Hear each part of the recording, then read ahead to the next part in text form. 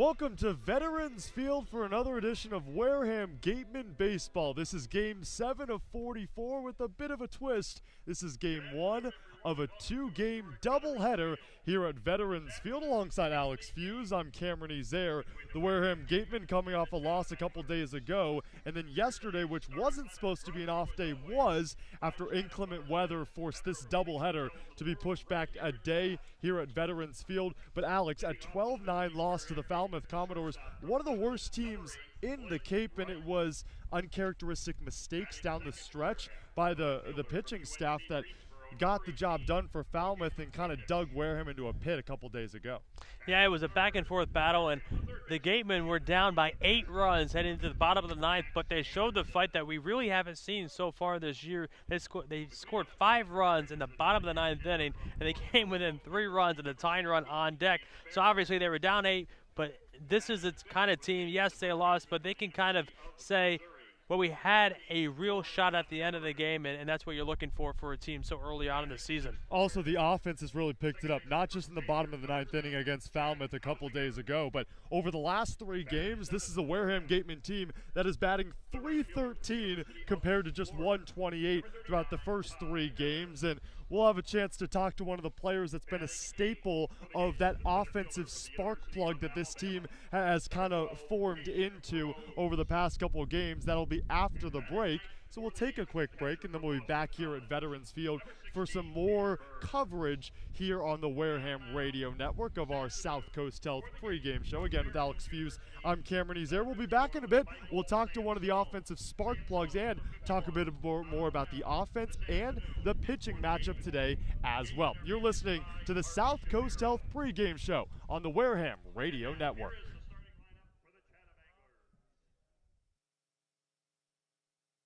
Each and every game here at Spillane Field is made possible by our sponsors. Let's take a moment to recognize Gateway Tavern, Coastal Orthodontics, Fairway Financial, Joanne Stevenson, Sullivan Wine and Spirits, Deb Levesque Massage Therapy, the Law Office of Mark Deshays, Office Technology Group, J&M Baseball Academy, South Coast Health, Minkle Boys Catering, 80 Makepeace, Reed Custom Soils, Soft as a Grape, Bay Motor Inn, Point Sign, Wareham, Sipicon and Dartmouth Week, Cranberry Self Storage, Village Signs, the Law Office of Lang, Exaferris and Bullard, Reedy, Kiernan and McNally LLP, Robertson's GMC, Effie's Homemade, Wareham Country Market, the Wareham House of Pizza, Robbery's Tree Service, Patty Wild, Onset Bay Association, Select PT, El Mariachi, Water Whiz, and Cool Cone. Thank you once again to our sponsors of your Wareham Gatemen.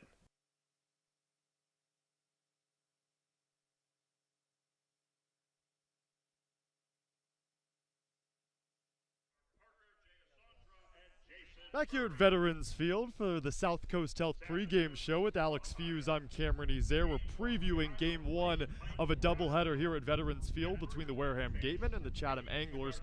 Game 1 is set for 4 o'clock. Game 2 set for 6:30. A Wareham team that's 3-2-1, Chatham team that's 1-3-1, and the theme we'll be talking about a majority of the game is Wareham's offense over the last 3 games, batting .313. Chatham, they have the least amount of hits and the least amount of runs in the Cape Cod Baseball League, so it'll be an offense that has found itself against an offense that's really struggled. But before we talk more about that, we'll send it down to the dugout where Cade Crenshaw is alongside Blake Wright, who had himself one heck of a game against Falmouth a couple days ago with 3 base hits. Okay, take it away.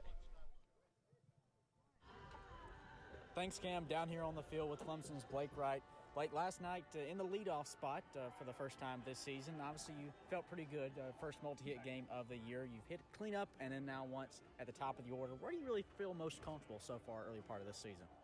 Yeah, no, I felt super comfortable in the leadoff spot. I feel comfortable in the 4-hole too. That's where I hit in college, and really, I've been working off the rust a little bit. I think, we stopped playing for a little bit and trying to adjust to the wood bats and in the Cape Cod League and, you know, all the great competition. But I'm starting to settle in, feeling good. As a team, this group hit 128 through the first 3 games, and the last 3 they're hitting 313. At what point did it click for everybody that it finally transitioned from, all right, we've gone from swimming metal for 9 months to we're back to wood? Yeah, no, I think everybody's approaches have changed. Everyone's starting to adjust to the pitching, starting to, you know, get their timing back, trying to be early on the fastball and really adjust to the curveball. But I think the more at-bats you get, the more you start to adjust. And I think that's what's happening for us. And luckily we've been able to put up some runs, and we're going to keep on going, keep on doing it. We talk about turnarounds and more ABs equals better success. Well, I think you're the perfect story of that. Freshman year didn't go exactly how you would like, a 167 hitter. This past spring, you turn around, 349 average, and a third-team All-ACC recognition for you. Congrats on that, first off. But, you know, secondly, when was it the turnaround for you that you became, you know, an everyday starting infielder at Clemson? Yeah, you know, I stopped worrying about my outcome, straight up. I think I was too worried about, you know, what's going to happen in the next game if I don't play good or this and that. And I just had to build up that confidence again. You know, I didn't really change anything mechanically. I just kind of went out there and started playing loose. And honestly, I just started having fun. I think that's the biggest thing. Just got to have fun and enjoy it. So far, what are you thinking about Wareham? How's it been playing for the Gatemen? Yeah, no, it's been awesome. It's an incredible league. It's very unique, I think, just with the fields and fans and the wood bat, and it's a very cool experience, and especially the competition. You know, seeing all the great arms and all the great talent that you're playing against, and you see some guys throughout the years, and even playing Chatham today, I see a few of my teammates, and I think that's what's so cool about it. It's just the whole experience, everything about it. One of your teammates on the other side, Caden Grice, his second year with the Anglers. What is it like now? You work together for a couple months for the fall and then the spring as a team, and now you're in opposite dugouts. Yeah. Obviously, the friendship's still there. I mean, what's it like from the player's perspective? Teammates in summer ball. No, it's fun. As soon as I show up to the field, I talk to a few of the guys, but I think you know, just what we're built off of Clemson is still competitive. You know, I still want to win. Obviously, I know he wants to win, but no, it's just great seeing those guys and seeing, you know, the work they're putting in and seeing each other in this awesome league. And I think it's a cool experience for sure. Well, speaking of Clemson, since you've been here, the Tigers administration elected to make a coaching change and bring in Eric Bakich from Michigan. Yep. So far, have you had any conversations with Coach Bakich, and how excited you are to play for him? Yep, he called me 2 nights ago. And I've heard incredible things about him and his staff. We have a player, Cam, on our team. He's from Michigan, and I've been talking to him a little bit, and he said he's an amazing guy, amazing coach. And no, I got to talk to him on the phone, and he sounded awesome. Just how excited he was to really get after it, and one of the main points he made was how much he wants to win, and I think that's what we need, and I'm extremely excited to be able to play for him. The Tigers have been to Omaha before, and I'm sure it won't be too long for you guys are back there. Thanks so much, Blake. Yeah, thank you. Appreciate it. Thanks so much, Cade. Yeah, a really interesting story for Blake Wright, who batted under the Mendoza line in his first year in college and has upped his batting average by close to over 200 points. His change around has almost been like Wareham's change around, and it's inspiring to see a team get together and the camaraderie build. And a guy like Blake Wright, especially here for the Wareham Gatemen, a guy that battled middle of the order, you stick him at the top of the order, and he's proven to be successful there.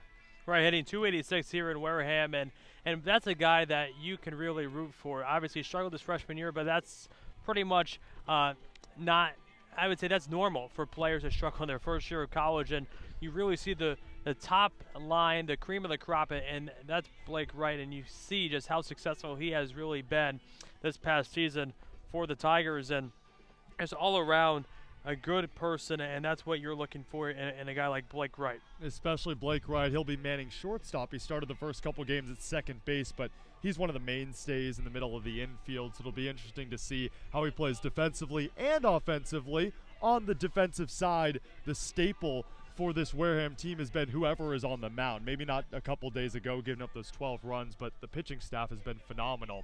Michael Sansone on the bump for the Wareham Gatemen. Carson Wisenhunt on the bump for the Chatham Anglers. There's a lot of Major League scouts here because they want to watch Carson Wisenhunt, who missed his entire season this past spring due to testing positive for PEDs. He's finally back in action. Scouts are going to see him. They saw him on opening day. They're going to see him against the Wareham Gatemen. He's a lefty going up against an offense for Wareham that's really struggled against left-handed pitchers. So we'll see what happens there. Wareham only batting 150 against lefties. But let's focus on Michael Sansone out of Fairfield for a little bit. 4 strong innings in the opener, struck out 6, only gave up 2 hits. Yeah, Michael Sansone's a guy that Harvey Shapiro knows well from Bourne, and a guy that throws strikes and has just a pure confidence from not only the offense but from the pitching staff as well. And then his sequence is also really interesting because it's a guy that's heavy on the fastball but also loves his off speed. Never really tops above 90.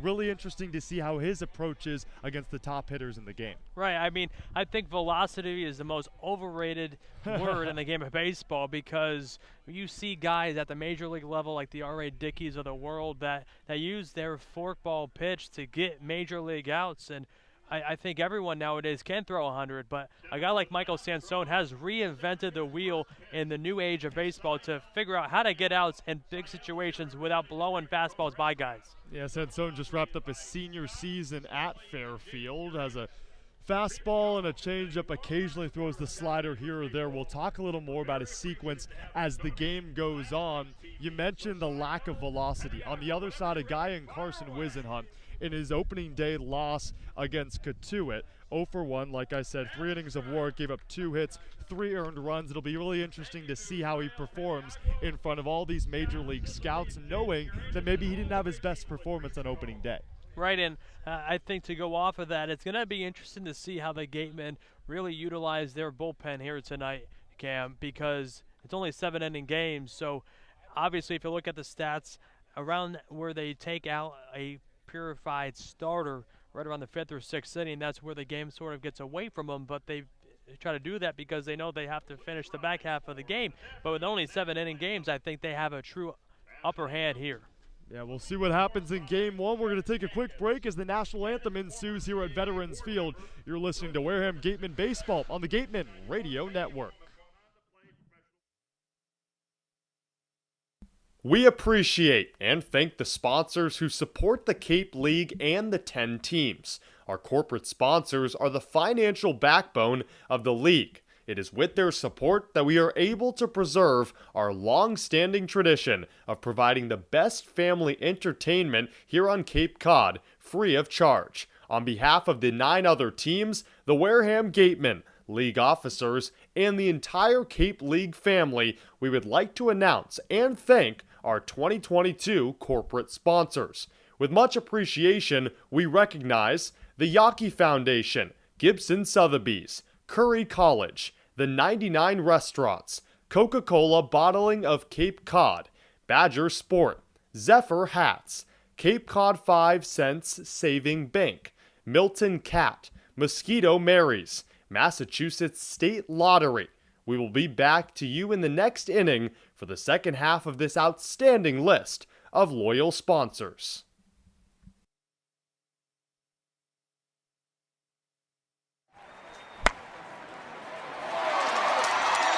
What's up, Gateman fans? Looking for Wareham jerseys, shirts, and hats?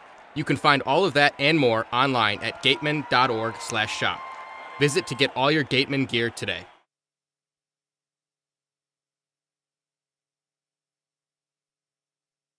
The 2022 Cape Cod Baseball League All-Star Game will be hosted by the Wareham Gatemen on Saturday, July 23rd. Join the CCBL's best as they take to the diamond in front of scouts from every MLB organization here at Spillane Field. Gates open at 2 p.m., Home Run Derby will begin at 5, and first pitch is at 6:05 p.m. Tickets will be available through the league and Gateman website.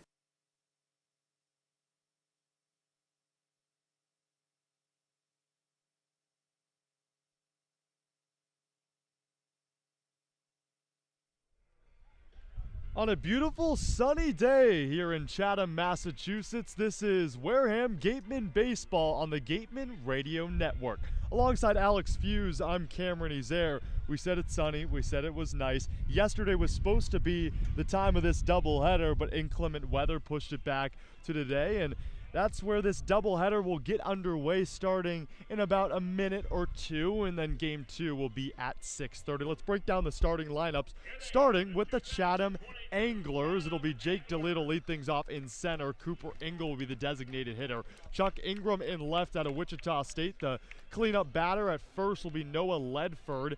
Batting 5th is Dominic Temez. He'll be part of the battery with Carson Wisenhunt, who takes the mound right now. Adonis Herrera at second. Nate Nankill in right. Aiden Miola and Marcus Brown out of Oklahoma State will round things out. And for the Wareham Gateman lineup, who you'll see here in the top half of the first, starts off with Blake Wright, who was leadoff for the first time this season in a game a couple days ago against Falmouth. Picked up 3 hits in that one. Hogan Windish out of the 2-hole. He's on a 6-game hit streak. Max Anderson, the third baseman, will bat third for the 7th time this summer out of Nebraska. Ian Farrow gets his run as a designated hitter. Harvey Shapiro's been mixing that one up a bit. Torrin Montgomery will play first for just the 2nd time in the last 4 days or so. He did so at Brewster. Jack Hausinger at second base will bat 6th. Ty Evans in his debut with the Wareham Gatemen will be in right and batting 7th. And then rounding out the lineup, Caden Rose in center finally gets that elusive start. We've been waiting for him to get back into the starting lineup. And then Peter Burns, the catcher out of Boston College, gets his first start since Thursday. On the mound for the Chatham Anglers is the hard-throwing lefty Carson Wisenhunt out of East Carolina. A highly ranked prospect. There are around 20 Major League scouts here with radar guns out and ready to watch Wisenhunt pitch. Yeah, a lot of excitement building up to see Wisenhunt back on the mound and at a level to where scouts can really get a good read on just how effective his pitches, and excited to see him make his return back to the bump here tonight. 2 starts in the summer of 2021, went 1-0, 6 innings of work, a 1.5 ERA, struck out 10, walked just 1 for the U.S. Collegiate National Team. But he did test positive for PEDs before this past season. He said he purchased quote-unquote supplements from a nationwide nutrition store, and that in a statement he hopes to return to ECU for the 2023 season. He'll be draft eligible after this summer, but hopes to return to the Pirates in the fall as he'll deliver the first pitch to Blake Wright. It's a fastball that misses way up. Count 1-0. Blake Wright, shortstop out of Clemson, like I mentioned, has been batting leadoff for the last couple of games. A 3-hit effort against Falmouth with a double and 2 singles. The lefty delivery is low, called strike 1, right at the knees of Blake Wright, but it is called a strike by the home plate umpire Mike Rabideau. At first base will be Mickey Garcia, and at third is Mike Farman. So Wisenhunt deals the 1-1 pitch, right swing and a miss at another fastball down. Count 1-2 for someone in Blake Wright that finished this spring 3rd in batting average for the Clemson Tigers at .348. The guy that's 2nd is Cooper Ingle, who batted .351. He's on the Chatham Anglers as the designated hitter. As Wisenhunt stares into his gloves, takes a breath, now delivers the pitch, a bouncer that gets by the catcher Temez and goes all the way to the backstop. Count 2-2. And Alex, early on you're seeing Wisenhunt, he's relying mainly on that fastball. Right, and that's going to be his bread and butter, and you'll see it, and you obviously see the radar guns out, and Wright has struggled against lefties so far. Only saw 4 at bats though. 2-2 swing and a miss. Breaking ball down low in the dirt for the first out as Carson Wisenhunt retires Blake Wright swinging. Yeah, lefties have been the Achilles heel of this Wareham Gateman team, batting under the Mendoza line. Although this team is one of the top teams in the Cape Cod Baseball League in the young season in batting average, batting .313 over the last 3 games and over .230 so far through 6 games. Swing and a miss from Hogan Windish. That's strike 1 on the outside corner. Yeah, so you're not only going to see the fastball slider in that situation, got Windish swinging on that, so you go from the heater to an off-speed pitch that can get you swinging. Could be dangerous. 0-1 pitch, and there's that off-speed, and Hogan Windish swung way too early. A guy in Wisenhunt, heavy fastball in the low 90s area, changeup and curveball as well, but the fastball looks like it's had a lot of heat on it early. The 0-2 pitch to Hogan Windish misses outside on a fastball. Good grab from Temez behind the plate. So the battery is Wisenhunt out of East Carolina and Temez, a junior out of Alabama. So a whole lot of experience in that battery. 1 ball, 2 strikes the count. The kick, the delivery from Wisenhunt. Swing and a miss. Back-to-back K swinging for Carson Wisenhunt, and he's on a roll early. Yeah, both strikeouts swinging, and if you're Max Anderson, you're just trying to work a good at bat, try to get his pitch count up. You don't want to just go out there and get shut down and just have Wisenhunt roll over your offense. So far, Wisenhunt's been dominant. The kick that delivered to the 3-hole hitter Anderson bounced in the dirt and off the glove of Temez all the way to the backstop to the left side near us. As our angle's about diagonal left to the plate. Looking right at the bat of Windish that's over his right shoulder. Pardon me, that's Anderson as he swings at the second pitch, fouls it off to the right side.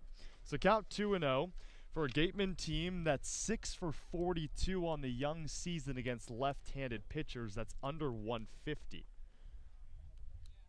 Looking to turn things around. 1 ball, 1 strike in the top half of the first. There's 2 away as Wisenhunt stares into his glove. Kicks the hard-throwing righty, delivers the pitch off speed, bounces to the left side. It's snared by the shortstop Brown, thrown over to first in time. Good throw by Marcus Brown over to Noah Ledford. 1, 2, 3, a quick first for Carson Wisenhunt as we head to the bottom half of the first, and we'll get our first look at the Chatham Anglers offense. You're listening to Wareham Gateman Baseball on the Gateman Radio Network. Curry College is where you go to become anything you want. Curry prepares students to engage in successful careers with learning beyond the classroom. Explore undergraduate programs, NCAA Division III athletics, and continuing education and graduate studies, including 5th-year master's programs at curry.edu. Mosquito bites and ticks. No, yikes! When the bugs get scary, just call Mosquito Mary's 866 Ask Mary or visit us at mosquitomarys.com. The 99 Restaurant and Pub is proud to be a sponsor of the Cape Cod Baseball League. Visit your local 99 and try their famous Colossal Lobster Rolls, piled high on a grilled brioche and served hot buttered or just the right amount of mayo and celery with fries and coleslaw. The 99, always the real deal. The Wareham-based 80 Makepeace Company, founded in 1854, is the world's largest cranberry grower and the largest private property owner in eastern Massachusetts. The company supports organizations like the Wareham Gateman and projects like the outdoor cranberry bog classroom that you may have passed on your way in. Visit admakepeace.com to learn more.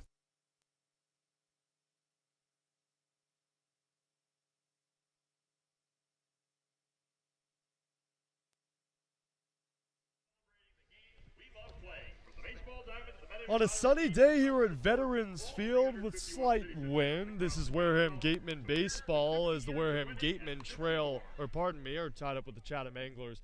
No runs apiece for both teams in the bottom half of the first. We'll see the Chatham Angler offense for the first time today go up against Michael Sansone out of Fairfield, who started on opening day against Hyannis.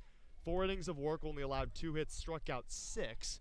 As he'll deal to the leadoff hitter Jake DeLeo, and then it'll be Cooper Ingle out of Clemson after him, and then Wichita State sophomore Chuck Ingram. As Jake DeLeo wipes off the dirt with his right cleat on the left side of the plate. And you'll watch Sansone as he delivers the first pitch, the kick, the pitch. It's right down the pipe, called strike 1 on that fastball. And again, Michael Sansone will rest in the mid to high 80s range on that fastball, but likes location and precision more than he does velocity as the lefty delivers the 0-1 pitch, swing and fouled back from Jake DeLeo, who leads this team in batting average, but a small sample size, only 2 for 3, just his second game on the Cape, coming back to the Chatham Anglers after last season in which he played for Chatham. Yeah, 2 completely different pitchers going after each other today. Wichita obviously has a high velo on his fastball, but the opposite in Michael Sansone, who really relies on his off-speed pitches just to get, again, that consistent strike and out. The lefty looks in, peers over his glove, will put the glove over his head. Now kick and deliver the 0-2. It's fouled away. Digging at it is DeLeo out of Georgia Tech, 6'1", 200. Hometown of Connecticut, playing for the Yellow Jackets. He'll stand in with his bat a couple feet off his right shoulder. The 1-2 pitch, that's outside. So actually that now the 1-2. That's the first ball delivered by Sansone as the last two were fouled off. Swings it around like a windmill, now gets set over his right shoulder. Calls for time, does DeLeo. Yeah, didn't see a lot of balls thrown from Sansone in his first start against Hyannis. Through 52 pitches, 37 of those 52 were strikes. No more of as a movement guy. And likes to find that location. The 1-2 delivery, fastball, it's fouled back. The third one fouled back by Jake DeLeo, the center fielder.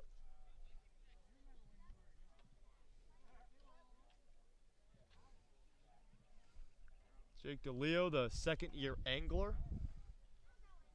Fast on the base paths. You don't want to get him on there. 6'3", 60 or second 60-yard dash. The 1-2 pitch, it's bounced in the dirt, count 2-2. He's ranked the #1 outfielder out of the state of Connecticut by perfect game was DeLeo. So he's fast, he's talented. He plays at Georgia Tech, just wrapped up his sophomore season. The kick, the 2-2 delivery, fastball on the inside corner, called strike 3. So Michael Sansone picks up strikeout number 7 of the summer and #1 today. And he mimics Carson Wisenhunt, who struck out his first batter. And there's one down in the bottom half of the first. Which gives way to Cooper Ingle, the designated hitter out of Clemson, just wrapped up his sophomore season. His teammate Blake Wright is adjacent to him at the shortstop position. The lefty against the lefty. The opening pitch is a breaking ball that misses up, just didn't break on the tailing end. Count 1-0. The defensive alignment for your Wareham: Gateman, Hogan, Windish in left, Caden Rose in center, Ty Evans in right. From third to first, Anderson, Wright, Hausinger, and Montgomery. Catching is Peter Burns as he catches that one, but it was caught off of the shoulder of Cooper Ingle. Hit by pitch for Michael Sansone, and after allowing just 2 hits in the opener, he allows a base runner here in the bottom half of the first. And they're not exactly what you want, but there is one away, so obviously that turns a double play in a potential right here. Which gives way to Chuck Ingram for the Chatham Anglers, rocking the blue tops and the blue helmets and the red A right where that right bicep is for Chuck Ingram, the left fielder out of Wichita State. With the runner at first, the kick, the delivery, called strike 1 on the outer half. For Chuck Ingram, 6 foot 210 from Kansas City, Missouri. Batted .310 for the Shockers in the spring. With 1 away and 1 on, Sansone looks off at first, now looks down, the 0-1 pitch, another fastball in there for strike 2. And even though the velocity isn't there, does a great job locating each integral part of the zone. Finds that bottom corner when he needs to, and doesn't just deliver it down the plate with velocity. The count 0-2 with 1 on and 1 away, the kick, the delivery, swing and a miss. Strikeout number 2 for Michael Sansone, 8 of the summer, 2nd of this first inning. There's 2 down. Yeah, the best comp I can get from Michael Sansone is Kyle Hendricks. You know, Hendricks, not a high velocity guy, but he's at the major league level pitcher for the Cubs. So that's the best comp I can get for Michael Sansone to a pitcher. And with the Cubs team that's really cleaned out house, one of the star pitchers for the Chicago Cubs. So the lefty deals to the righty at the cleanup, Noah Ledford. He looks off at first, delivers the pitch. Misses down in the dirt, hopping up out of his stance is Burns as he'll look over at first. But racing back there is Cooper Ingle, the designated hitter, who's at first via a hit by pitch. Noah Ledford stands in. At a Georgia Southern is checking on the runner at first is Sansone. Ledford, 6'1", 252. out of Beaufort, Georgia. As Sansone looks in, delivers the 1-0 pitch. It's a ground ball to the left side, scooped up by Blake Wright. Looks over at third for no reason than over at first. He's just so cool, calm, and collected. Over to Torrin Montgomery. 1-2-3. After a hit by pitch to the 2-hole hitter, but retires the side. We'll head to the second inning. No scoring between the Wareham Gatemen and the Chatham Anglers on the Gatemen Radio Network. The Gateway Tavern, located on Marion Road in Wareham, offers an extensive but not exhaustive array of menu choices. They search for the finest in foods, ranging from garden fresh produce to hand-selected seafood, and have special menus that change daily. The Gateway Tavern is proud to be the official helmet of the Wareham Gatemen. For sales and rentals of Caterpillar machinery, generators, and marine engines, visit MiltonCat.com, your area cat dealer. Milton Cat, the Cape and Islands Caterpillar dealer, is proud to be a sponsor of today's game. We want our money to work as hard for us when we retire as we did working to accumulate it. My name is Steve Anzoni, and I am president of Fairway Financial Insurance Agency. Money is just a tool to help you to do what you ultimately want to do, which is to travel, spend time with your kids, grandkids, and do other stuff. And I want to be the guy that's going to help you navigate the course of life to help you avoid those sand traps and get you onto the green and into the hole with greater financial confidence.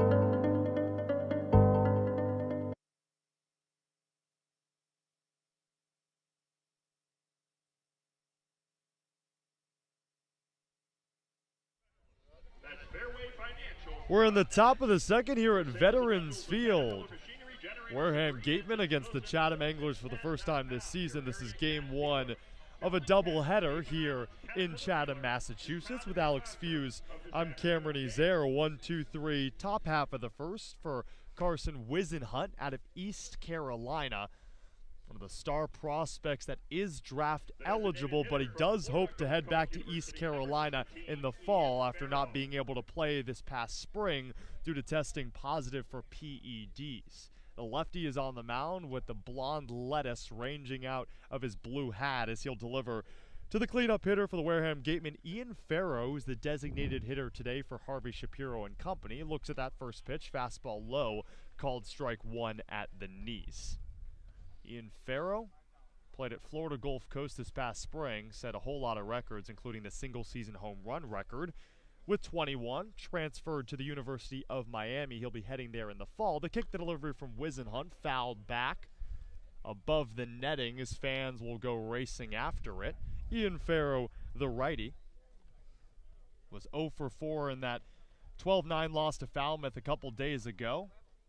Is 4 for 16 on the season, so batting a cool .250 as Wisenhunt drops the belt, gets set, pitches, and a swing and a miss from Farrow as he goes down swinging.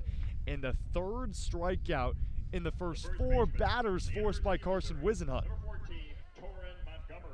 Yeah, if you're Torrin Montgomery or Jack Hausinger, you're due up this inning, and you really want to try to get back and really start getting the offense to a point where they're not just all striking out, because that can really change the whole mood of the game. 3 strikeouts swinging forced by Carson Wisenhunt. The first delivery to Torrin Montgomery fouls that one. It's slicing out of play. Great catch made by a fan out there. And the Gateman bullpen cheering him on as well. Great play in foul territory. A lot of fans here at Veterans Field, not just in the bleachers behind home plate, but down the lines as well. The 0-1 delivery to Montgomery in there for strike 2 on the inner half. Montgomery out of Missouri playing first base. Standing at 6'4", 245, was 2 for 5 with an RBI a couple games ago against Falmouth. The 0-2 pitch swung on to shallow left center field. Ranging forward is DeLeo. He'll make the catch.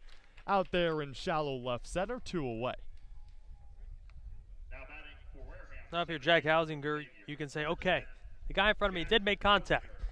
I got a shot here.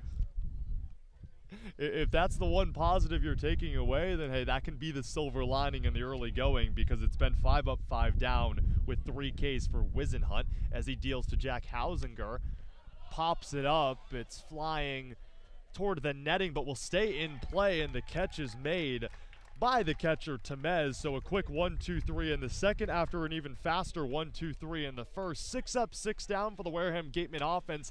The defense will roll back out there as the Chatham Angler offense looks to scratch across their first run of the game. We'll head to the bottom of the second inning. You're listening to Wareham Gateman Baseball on the Gateman Radio Network.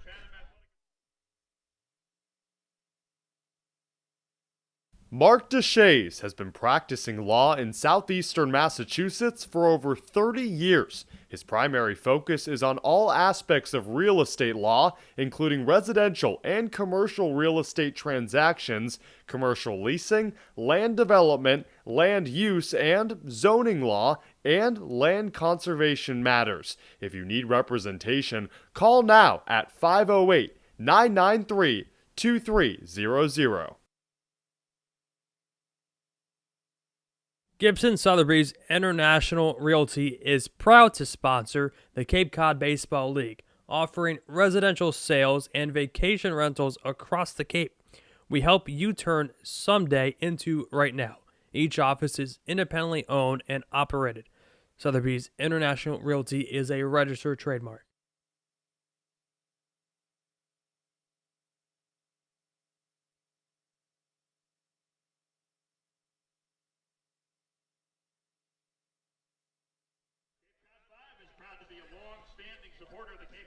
To the bottom of the second we go here at Veterans Field for Game 1 of our doubleheader. The Wareham Gatemen taking on the Chatham Anglers for the first time this season. It's 0-0 through 1.5 of play with Alex Feuz on Cameron Ezeir and Michael Sansone heading out for his second inning of work after striking out the leadoff hitter, hitting Cooper Ingle in the 2-hole, and then retiring the next 2 by way of the K and a ground out as the 5-hole hitter Dominic Temez will step up, the junior catcher out of Alabama.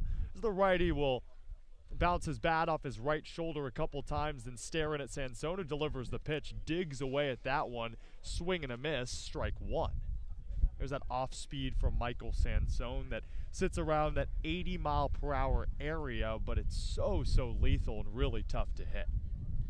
Sansone gets ready, peers his eyes over his glove. Now the kick, the delivery, another one that Temez drops to his knee for, another swing and a miss on that off speed, count 0-2. Temez way out in front of that breaking pitch there, was looking fastball, didn't get it, and was fooled for the second time in a row at the plate. Set at the belt is Sansone as Temez steps out of the batter's box. And what do you think he throws here, Cam? What are you looking for if you're the hitter? I think it's another off speed. He's going to deliver the 0-2, looks into his glove. The lefty pumps and fires, but it's a fastball fouled back over the netting. And so I don't have my crystal ball out, but my guess is you were guessing fastball? Fastball, yeah, because breaking pitch 2 in a row, you're trying to fool the hitter because now you're thinking, okay, you got to try to switch it up, so I'm thinking he'll go off speed here again, or maybe he'll try the fastball again. Well, he's set at the neck, and now we'll drop down to the belt, kick and fire. It's fouled back yet again on a fastball, elevated, and goes into the stands, bounces off the bleachers, and a couple fans go running after it as Michael Sansone will deliver the 5th pitch of the at-bat to Dominic Temez. Temez, 5'11", 200 out of Alabama. Batting 200 on the Young Cape season, 2 for 10. I'm hammering off speed here. Here we go. Let's see if Alex Feuz is a betting man. The 0-2 pitch, another fastball. It's in there for strike 3. Ringing up the batter is the home plate umpire, Mike Rabideau. And that's strikeout number 3. And the second one looking for the Anglers. Michael Sansone is rolling right now. Yeah, definitely a change up on that one. Got him froze up. And another big strikeout. Good location, too. He's known as a guy that will test location over velocity is Sansone, as there's one away to the righty Adonis Herrera, the second baseman out of Western Oklahoma State. The kick, the pump, the fire, and it's in there for strike 1 on a fastball in the outer half. So count 0-1 in the bottom of the second. Still no score between the Anglers and the Gatemen. Chatham Anglers last in the East Division. Wareham Gatemen 3rd in the West. Sansone gets set. He'll look down at the ground now, look up, deliver the pitch. It's fouled off. Breaking ball inside and lands in a tree off to our right. Beautiful day here at Veterans Field. Wasn't yesterday, a big reason why the doubleheader got moved back to today. Inclement weather at Veterans Field, not just yesterday, but a couple days ago.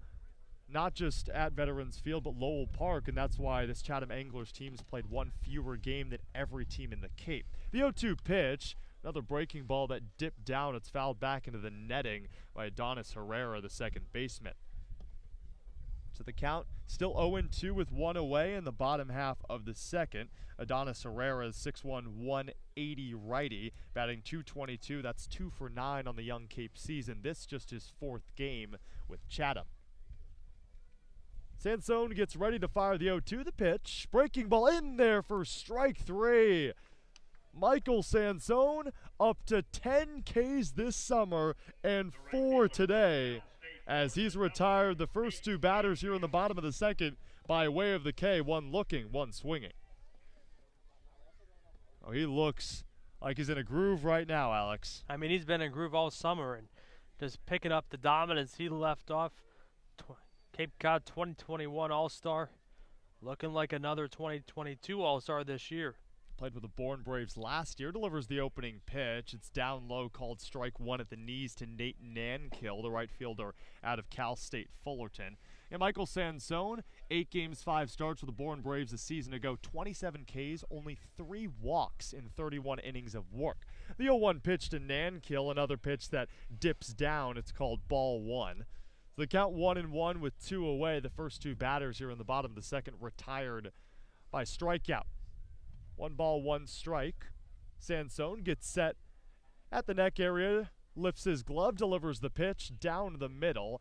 Actually clipped a bit of that inside corner as well. Count 1-2. Sansone, an all-star last year, looking to replicate that this season, but with the Wareham Gatemen. Same field manager, though, in Harvey Shapiro. The lefty gets set to deliver to the righty. The pump to fire. It's down. Misses. Count 2-2. Michael Sansone adjusts the hat. The red lip on the hat and the blue hat that rocks that W for Wareham as he lifts his glove up to his face. Deuces are wild. The 2-2 delivery to Nankill fouls it back to the right side. Still 2 away in the bottom half of the second. 2 balls, 2 strikes the count as Nankill has fought off a couple.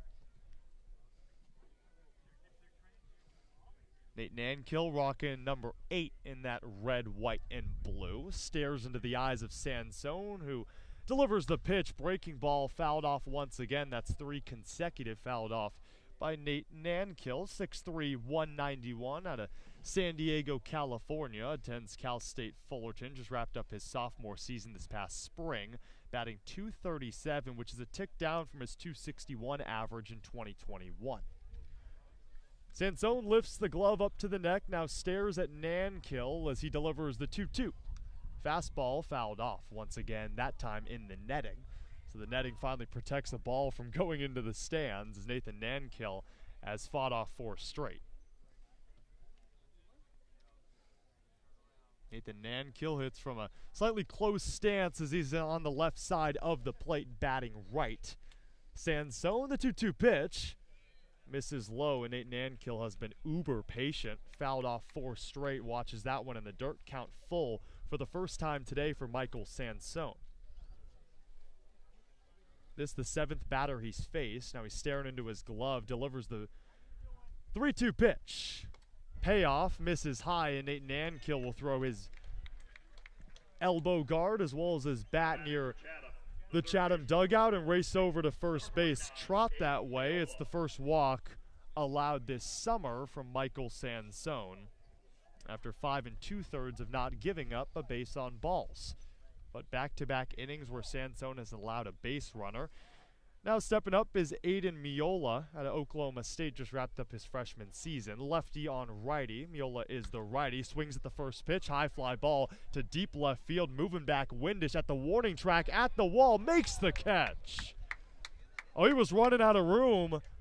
Backpedaling all the way to the wall. And for a Chatham team without a home run this season, Oh so close to picking up home run number 1 of the young Cape year, but instead, Michael Sansone faces 4, walks 1. Chatham strands 1 on the base paths. We're still scoreless through 2. We head to the top half of the third. It's 0-0 between Wareham and Chatham here at Veterans Field. You're listening to Wareham Gateman Baseball on the Gateman Radio Network.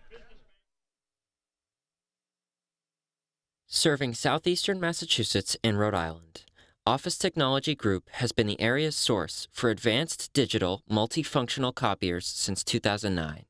Call Office Technology Group at 508-858-5825.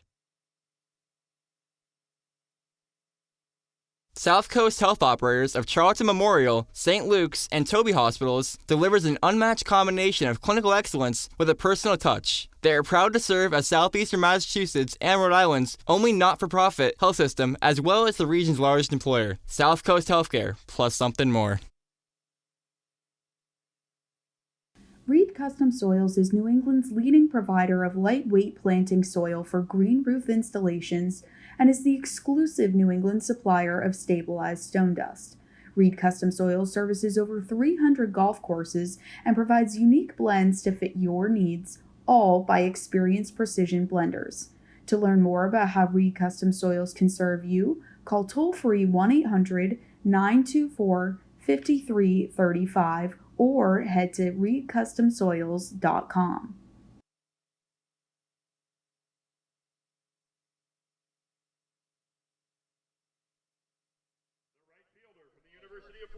Back at Veterans Field for the top half of the third, no score between the Anglers and the Gatemen. With Alex Feuz, I'm Cameron Ezeir. Carson Wisenhunt on the rubber for his third inning of work as he stares into his glove and delivers the lefty pitch to Ty Evans out of Florida. It's a fastball in the inner half called strike 1. A guy in Ty Evans that's getting acclimated with his offense for the first time. It's his debut with the Wareham Gatemen after getting here just a couple days ago. Stares in at the 0-1 pitch, swing and a miss on that fastball to the outside. Count 0-2. Evans 6'2", 195 out of Florida. A sophomore, appeared in 35 games while making 26 starts in the spring with the Gators. But he's down to the count 0-2 as the righty watches that fastball dip into the dirt. Count 1-2 for a Wareham offense that's batted .313 over the last 3 games, and we'll see if Evans can integrate himself into this stout offense so far. 1 ball, 2 strikes. The count, the pitch, fouled back. It actually wasn't hit by Evans. It was dropped by Temez, the catcher, so he'll race out any possible throw as that ball got all the way to the backstop, and Temez wasn't able to throw it over to first. So ball that was swung on and then clipped off the glove of Ty Evans, and beating out the throw is Ty Evans as he'll be on the base paths for the first time this summer. Gotta love those drop third strikes. Do you? I think I'm a big proponent of not having them in the game, but maybe I'm of the minority. His first pitch is down the middle, swing and a miss as well from Caden Rose, the 8-hole hitter, who's been featured out of the 9-hole over the past week after starting in the leadoff spot in the first 2 games. Yeah, something about you get the strikeout, but Temez isn't able to hold on to it, and you have the ability to get to first. It rubs me the wrong way. But either way, there's a runner at first as a fastball is delivered on the outer half called strike 2. So the count 0-2 to Caden Rose. The only argument that you can see is every other infielder, if the ball is, or the bat makes contact with the ball and put into the field of play, they have to make the play. That's true. Temez is behind the plate. He has to catch the ball to get it out. That's very true. The 0-2 pitch, swing and a miss from Caden Rose. 3 pitches, all that's needed for Carson Wisenhunt to sit down Rose for his 4th strikeout swinging today. Yeah, I get that point. I think from still counts as a strikeout though. Right. So yeah, I think maybe from the perspective of a pitcher that has been throwing strikes all day long, and then you just get a bit unlucky on one that's dropped by your catcher. But I understand where you're coming from. So the lefty gets set to the lefty, the 9-hole hitter, Peter Burns. Checking on the runner at first is Wisenhunt. At first is Ty Evans, the right fielder. After a strikeout pitch was dropped by Dominic Temez behind the plate, and trotting over to first safely was Ty Evans. So the first pitch to Burns, a chopper to the first baseman, thrown over to short one, over back to the first baseman, and safe, and beating out the throw is Burns. So it'll be your, well, you could say your conventional 3-6 out, but trying to go 6-3 was Brown to Ledford, and beating out the throw back to first was Burns. So a runner on now with 2 away in the top half of the third. So fielder's choice ground out. And again, 3-6 if you're scoring at home. And stepping in as the order is flipped is Blake Wright, who struck out swinging, one of 5 strikeout victims for Whisenhunt today. Now he's batting in the top half of the third with 1 on and 2 away. Takes that off speed low at the knees. Good frame by Temez behind the plate. That's called strike 1.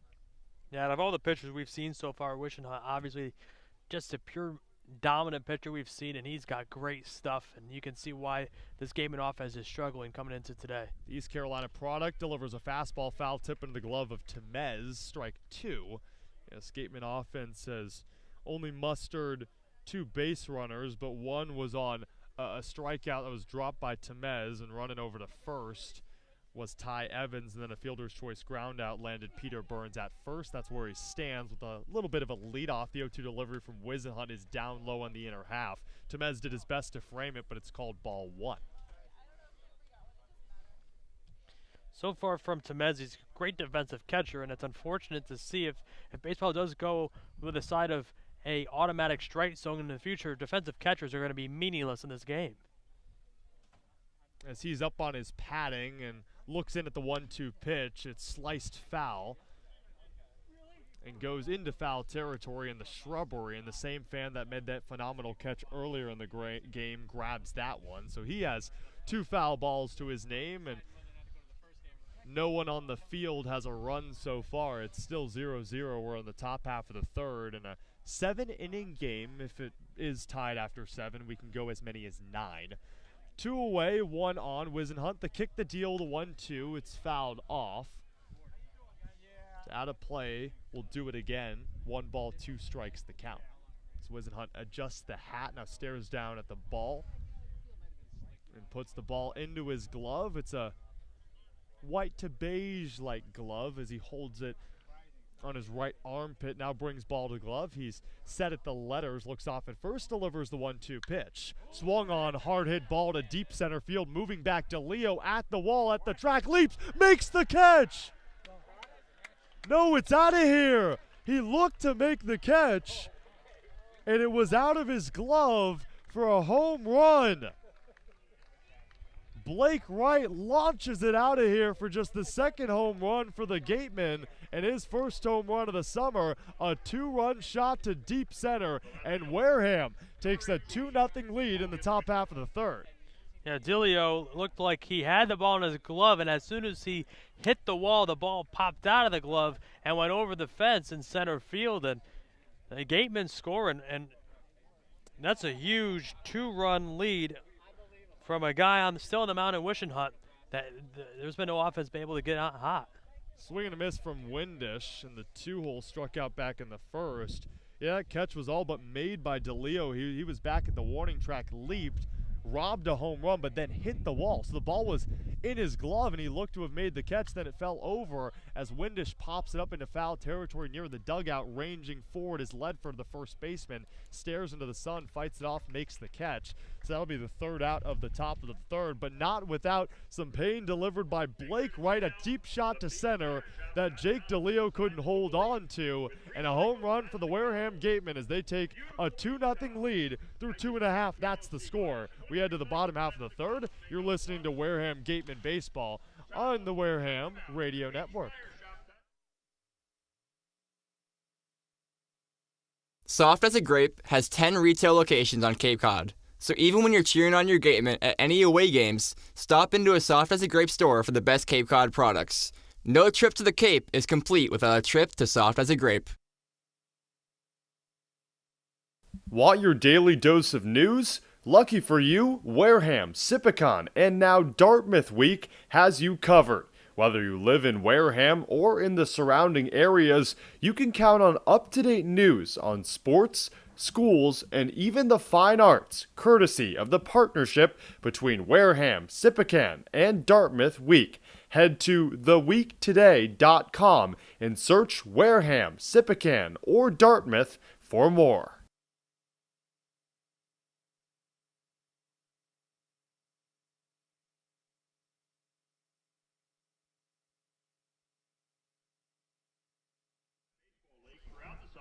To the bottom of the third we go at Veterans Field for Game 1 of a doubleheader between the Gatemen and the Anglers. With Alex Feuz, I'm Cameron Ezeir. Top half of the third saw 2 away with 1 on, and then Blake Wright, who struck out in the first, faced up against Carson Wisenhunt.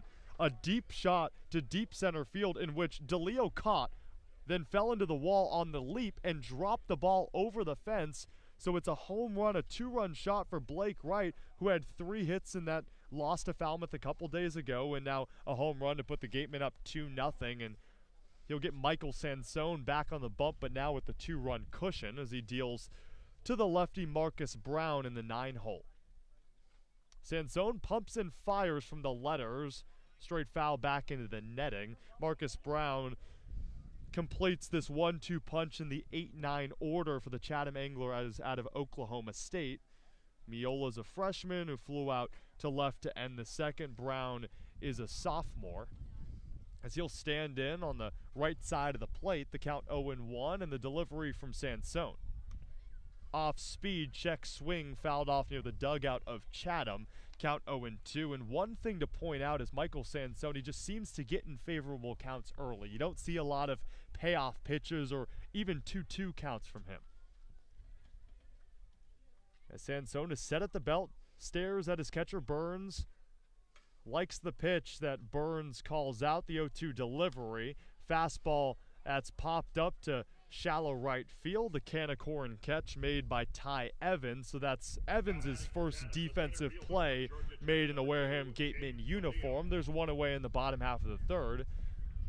With no one on, we'll flip the order over, and Jake DeLeo, who almost made a spectacular catch in the top half of the third but struck out looking in the first, will step up with 1 away here in the third.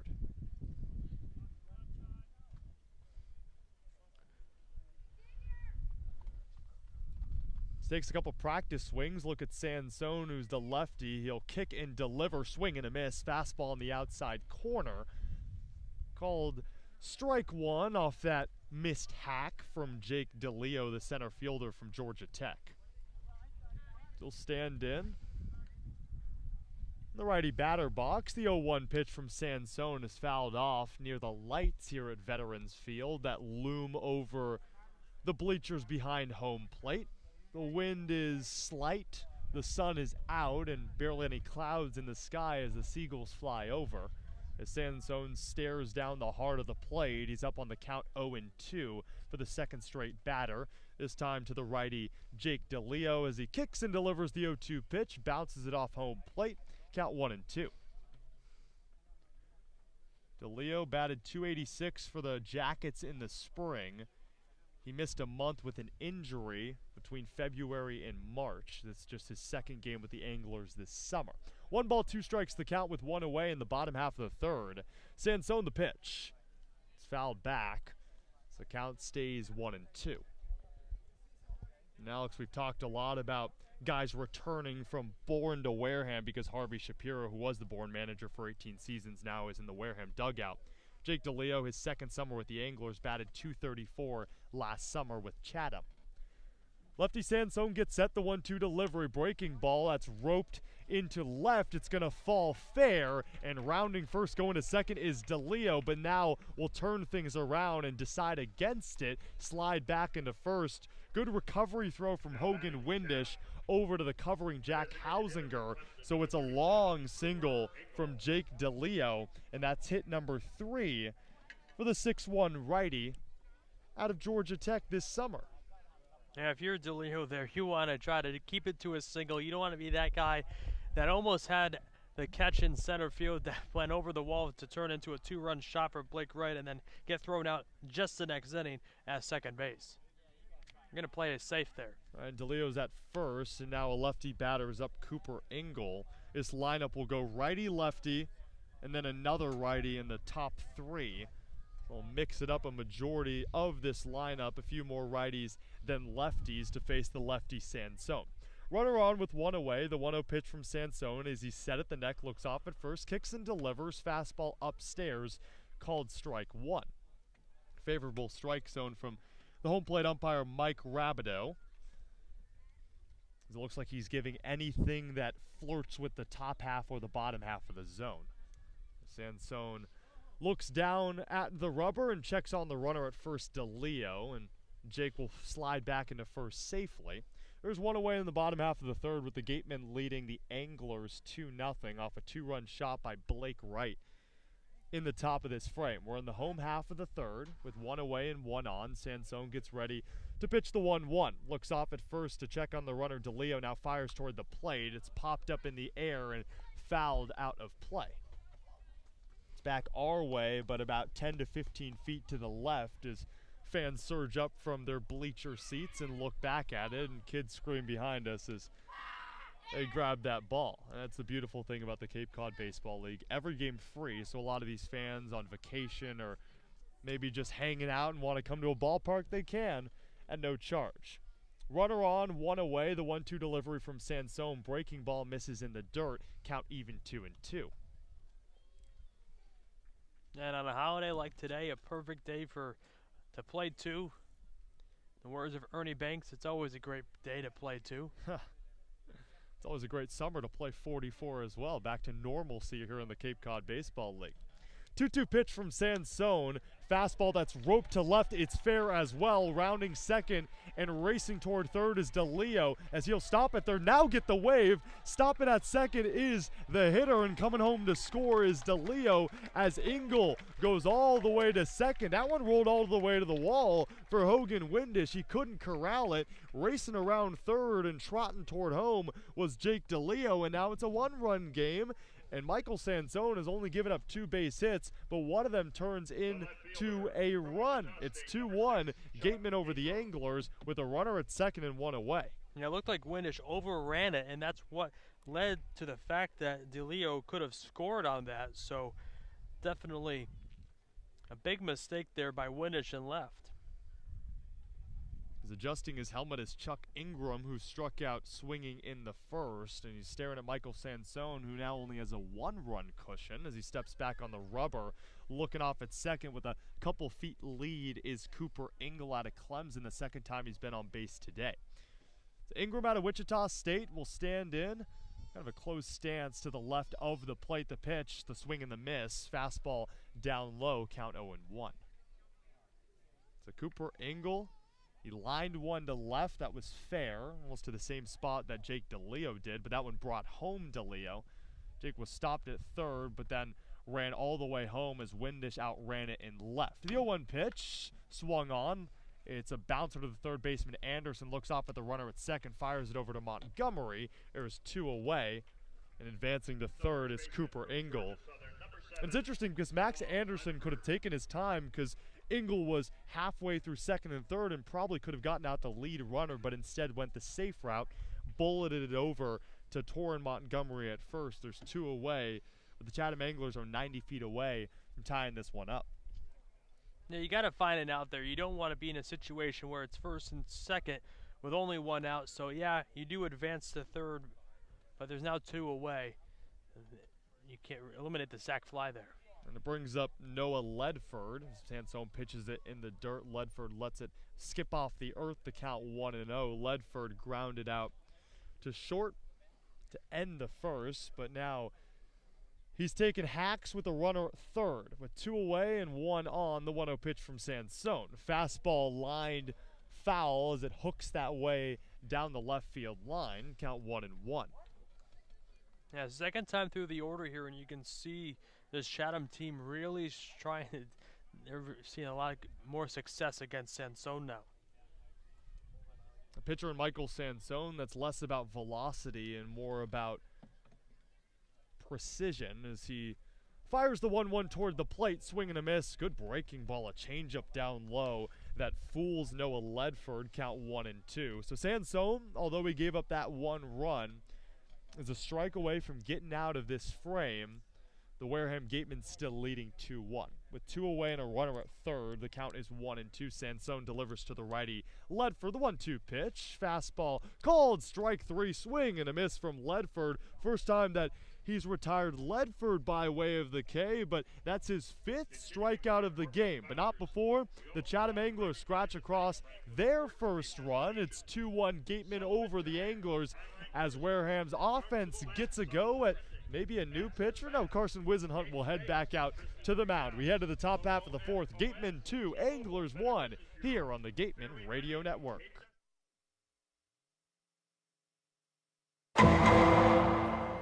The law firm of Lang, Exifaris & Bullard, providing families and businesses in the greater New Bedford community with legal services for 40 years.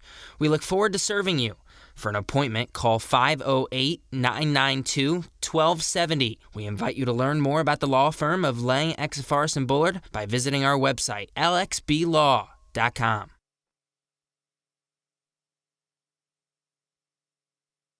Cape Cod Coca-Cola thanks you for supporting the Cape Cod Baseball League and for refreshing yourself with ice-cold Coca-Cola products. Please remember to recycle your empty bottles, cans, and all other recyclable materials. It only takes 6 recycled plastic bottles to make a new baseball cap.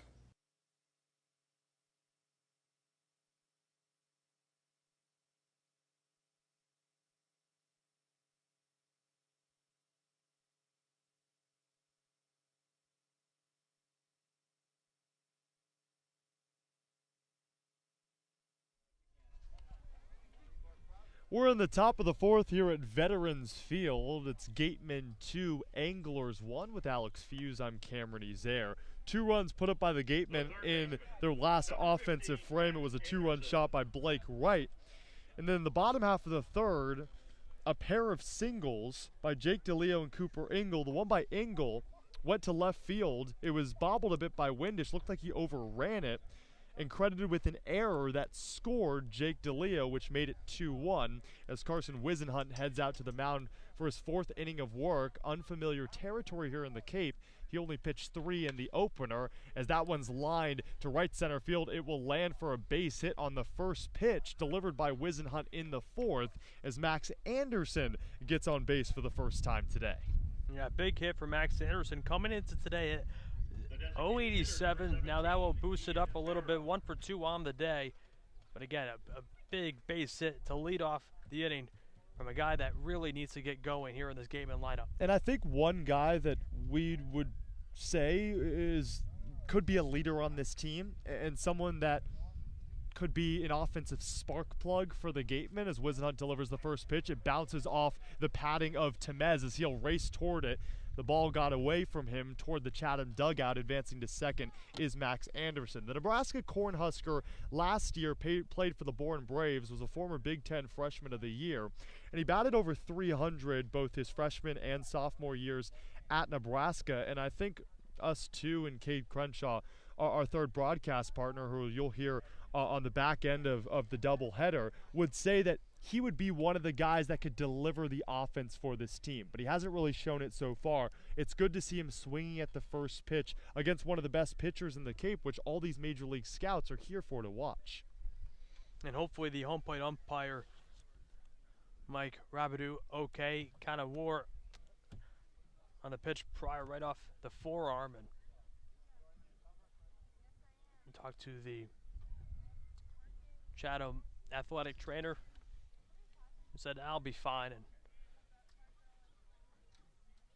Rabideau seems to be fine as he gets back into his stance behind the catcher Temez. There's now a runner in scoring position with the infield veering in as the pitch will go down the plate to Ian Farrell. He'll swing away at it and foul it back. So the count 0-1 to Farrell, who struck out swinging to open up the second. Max Anderson is at second base after hitting a single on the first pitch delivered by Wisenhunt, and then advancing to second base off a pitch that got away off the padding of the catcher Temez. And Farrell at the plate, yes, obviously Blake Wright, the guy that had the most power so far today, hit the 2-run shot in the inning prior, but this is a guy at the plate, and Ian Farrell, who we have yet to see his power potential hit a ball off at Wareham off the concession stand windows over the left field wall. That was during batting practice. He has the power.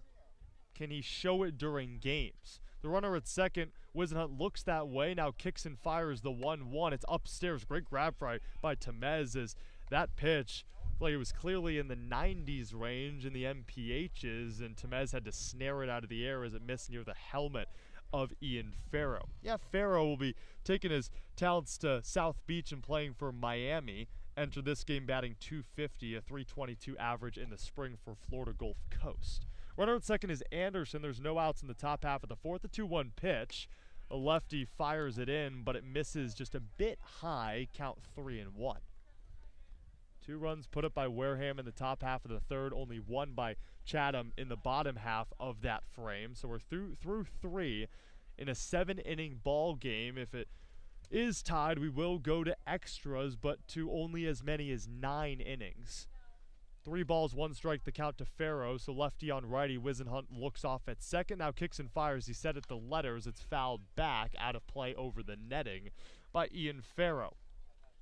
75 RBIs this past spring as well. That was also a single season record at Florida Gulf Coast. It broke a 16-year record for Florida Gulf Coast, so it makes sense why the Miami Hurricanes went back out to look into the transfer portal and saw Ian Farrow standing there and said, okay, we could bring him into the ACC. 21 home runs, too, also a league record and school record as well.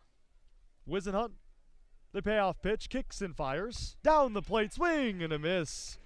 Ian Farrow goes down swinging for the second time today. That's the first out of the top of the fourth. And Carson Wisenhunt is up to 6 Ks. Torrin Montgomery stands in. First baseman out of Missouri. Committed to Boise State.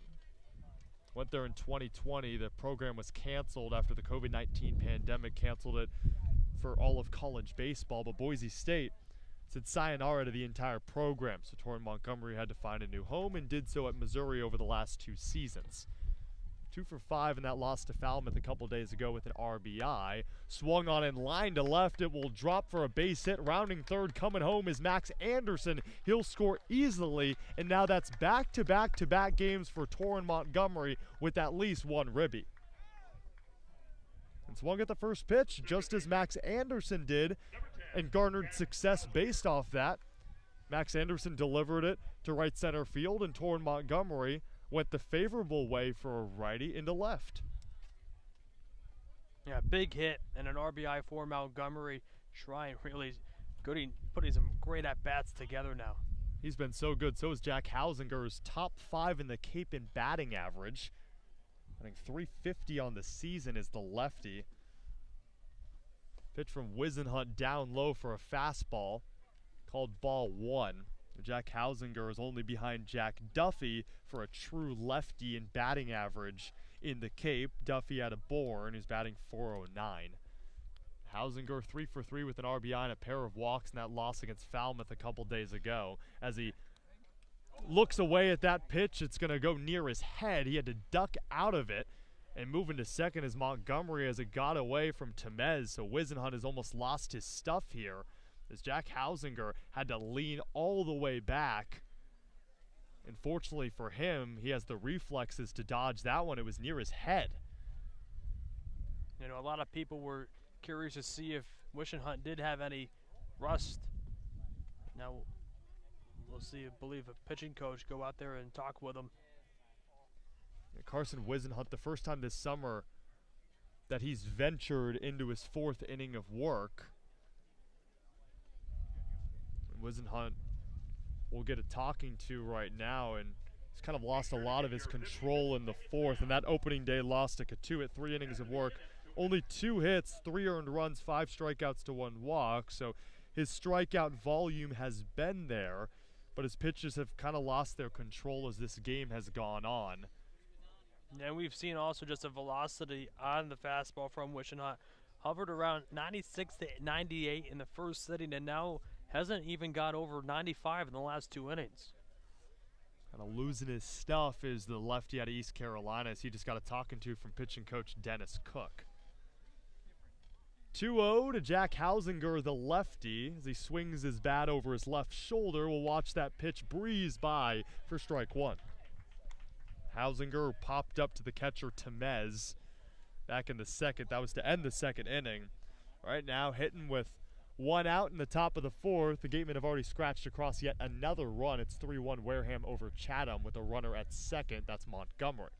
Lefty Wisenhunt set at the letters, kicks and fires. Fastball upstairs. Doesn't get the benefit of the doubt on that call. So the count moves to 3-1. It's interesting because we were talking a lot about Jack Hausinger being defensive-minded, but his offense has been so good. 8 hits on the summer, had that 3-for-3 game like I mentioned against Falmouth. Has kind of upped his offensive intensity. 1 on, 1 out, 3-1 from Wisenhunt. Looks off at second, now back at first. Back to second base at Montgomery. His leg kick is stopped in motion by the home plate umpire Mike Rabideau, calling for time as Hausinger. Yeah, didn't throw it on that one. Surprised we don't see more pitchers kind of just throw it because you're already in windup, and pitching coaches have said in the past that you can really get hurt by stopping in movement in a windup like that. Luckily, Wisenhunt looks to be fine. He's still kicking, deliver the 3-1 pitch. Down low, a walk on 5 pitches to Jack Hausinger. As Carson Wisenhunt will step back off the rubber and will have to face Ty Evans for the second time today. But now there's 2 on for the Gatemen for the first time today, with Hausinger at first and Montgomery at second. A run already through here in the fourth. It's 3-1 Gatemen over the Anglers. Evans stepping in, rocking the new number 39 in his debut performance with the Wareham Gatemen. So look off at the lefty pitcher Wisenhunt, who stares at second and now delivers the pitch. Swing and a miss. Breezed past the hack of Ty Evans, who reached first off a strikeout pitch that was dropped by Temez. You wonder if the Major League Scouts here have any pull on Dennis Cook and Tom Holliday, the manager, keeping Wisenhunt out there for his 4th inning of work. The 0-1 pitch. Evan fouls it off out of play. I don't think so. If anything, it would be his college coach who ultimately has the final say. I think just how many innings you can go in a game or over the course of the season, but the scouts will follow where the talent is, and obviously Wisenhunt on the mound, they'll be okay whenever he gets taken out of the game. Preseason Conference Player of the Year, but did not play in the spring. Up in the count, 0-2. 2 on, 1 away. Stares off at second and now throws it to the plate. Evans fouls it back again. Spoils that pitch. Count 0-2. The talent has always been there with Carson Wisenhunt, a 3.77 ERA back in 2021. Was East Carolina's number 2 behind Gavin Williams, who was drafted in the first round last year by the Cleveland Guardians. Said that Gavin helped him learn what he needed to do to prepare for each game. Trying to prepare for a possible strikeout of Ty Evans and get out of this jam with a runner at first and second. Here's the 0-2 pitch. Breaking ball misses up. Didn't tail on the back end. The count 1-2. Second in the conference back in 2021 and strikeouts per 9 innings. It's a two-way player back in 2020. But pitching has always been his thing, and his coaches told him that coming off his freshman year. So now mainly just a pitcher. Now doing so with the Chatham Anglers here in the summer. 1 ball, 2 strikes, the count, 1 away. The pitch, breaking ball upstairs, and just not throwing that at the angle for it to dip down in the strike zone, and is missing high the last 2 times. Yeah, I think we're seeing just a rust of not playing a full collegiate season and almost treating this as a workout on the mound. And 7th pitch of the at-bat. 2-2 delivery with 1 away. Check swing, but he went through. And a strikeout for Carson Wisenhunt, number 7. So a touchdown of strikeouts and count the extra point for Wisenhunt. But with 2 away in the top of the 4th and the Gatemen leading the Anglers 3-1, still trouble for this Anglers team with Montgomery at second, Hausinger at first, and Caden Rose stepping up to the plate. Good news for Wisenhunt. Rose out of Alabama is one of 7 strikeout victims. Rose, the center fielder First time batting out of the 8-hole this summer. Swings at the first pitch. That one dipped in. A foul tip in the glove of Temez. The count 0-1.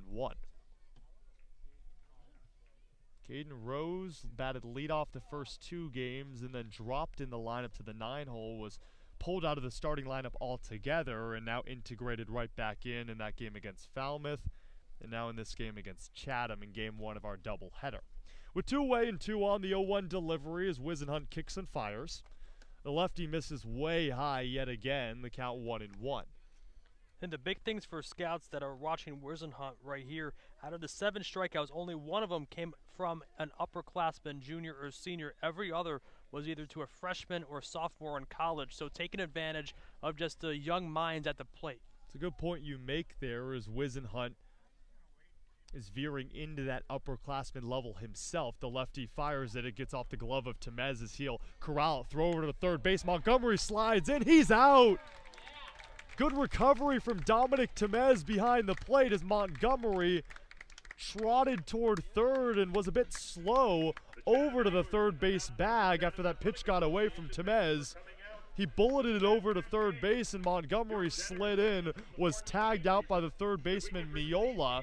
Hausinger was smart enough not to move off first, but Montgomery wasn't to not move off second. So that'll be the third out of the top of the 4th, which means that Caden Rose will lead off the top half of the 5th. But before we get there, we'll go to the bottom of the 4th with the Gatemen leading the Anglers 3-1. 3 hits for the Gatemen so far, 2 for the Chatham Anglers. You're listening to Wareham Gatemen Baseball on the Gatemen Radio Network.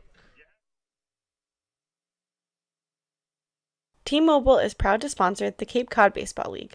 T-Mobile believes that when small towns thrive, America thrives. That's why they're investing billions to bring fast, reliable, and affordable wireless service beyond the big cities to small towns across America. There's never been a better time to join T-Mobile. Visit T-Mobile.com/acrossamerica to find out more. Whether it's life insurance to safeguard your loved ones, an umbrella policy to protect your teen driver, or making sure your home is covered from storm damage, Rogers Gray is there to guide you. Insurance is more than just a box to check. Trust Rogers Gray, a proud sponsor of the Cape Cod Baseball League.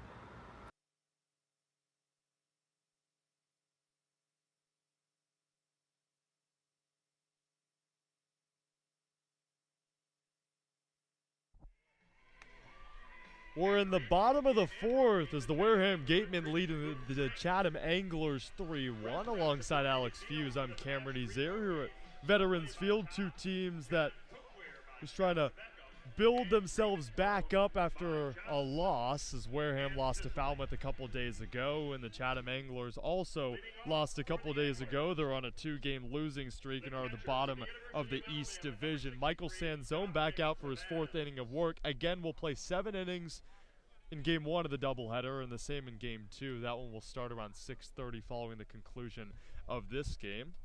Stepping in is Dominic Temez, who's been a great defensive catcher so far in this game out of Alabama. The junior struck out looking back in the 2nd. Michael Sanzone, the lefty, deals the pitch. It swung on line in the left center field, drops for a base hit. Dominic Temez gets his first hit of the day and his 3rd of the summer, and that's just the 3rd base hit off of Michael Sanzone. The second baseman from Western Oklahoma State, number 5, Adonis. Also the first time this game that Michael Sanzone has allowed a leadoff base runner. Pair of strikeouts looking and a fly out to right would lead off the 1st, 2nd, and 3rd respectively. Dominic Temez, one of 3 base hits for the Chatham Anglers. Hands it off over to Adonis Herrera, who struck out looking in the 2nd. Sophomore out of Western Oklahoma State. Sanzone the pitch, breaking ball, swing and a miss from Herrera, the second baseman. Count 0-1.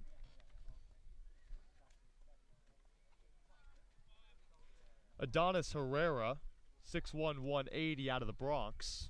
403 batting average at Western Oklahoma State in the spring in 55 games. Runner at first, no outs in the bottom half of the 4th. Sanzone delivers the 0-1 pitch, breaking ball in the dirt. Check swing from Herrera. He went. So the count favorable for Sanzone, 0-2.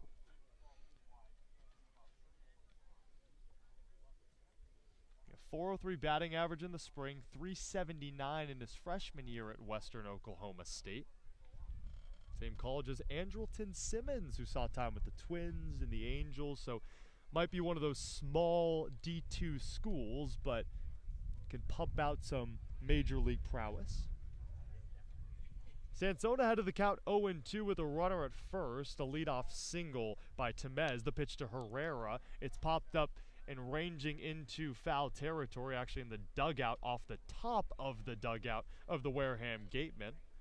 All Montgomery could do was reach out his bare hand and make a SportsCenter-like play off a bounce the netting and into his hand. It wouldn't have counted as an out anyway as he walks back to first base. And Banana Ball would have. Yeah, the Savannah Bananas have integrated new rules, but this is still the Cape Cod Baseball League. The count 0-2. Temez at first, 3 feet off the bag. Sansone, the lefty, will pitch the righty and then step off the rubber, take his time, lick his fingers, and now drop down, dangling his left arm near his left hip. It's dropped down to very close to his left knee with the ball in his hand. It meets his glove, and now he'll kick and fire the 0-2 pitch to Herrera. Breaking ball inside. It actually clipped Adonis Herrera in the second hit by pitch for Michael Sansone. So the location has been there, but trying to pitch a little too much inside, and it got a bit of Herrera's elbow.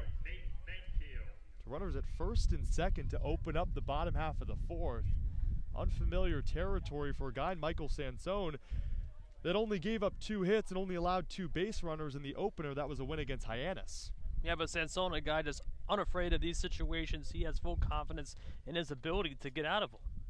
He'll look to do so, starting with Nate Nankill, who walked back in the second, looks off at second base, now fires it to the plate, misses outside. On that off-speed pitch, count 1-0. Michael Sansone out of Fairfield notched 78 strikeouts across 68 and a third this past spring with a 4.48 ERA for the Stags. Sansone stares down at the dirt, now looks up, back at second, the 1-0 pitch. Showing bunt and fouling it back is Nankill, and that one goes up over the netting. The count 1-1. So an interesting approach from fourth-year manager Tom Holliday, as he's going to elect to have Nathan Nankill maybe move over the runners on a sacrifice squeeze. 1 ball, 1 strike, the count with no outs in the bottom half of the fourth. Wouldn't be a bad idea down 2 as the Gatemen are up 3-1 with runners at first and second. The corners are in, the middle infielders are ranging that way. Sansone, the lefty, looks off at second and delivers the 1-1. Nankill shows bunt. It's in there for strike 2. What a pitch from Michael Sansone. I don't think many would look at that pitch and marvel over it, but Nankill was right over the plate with the bunt, and it was a strike down at the bottom of the zone. Nankill didn't even pull back. It was just a straight strike all the way. Yeah, Sansone kind of saying, okay, I'll go right after you and challenge you here, and unable to get it down.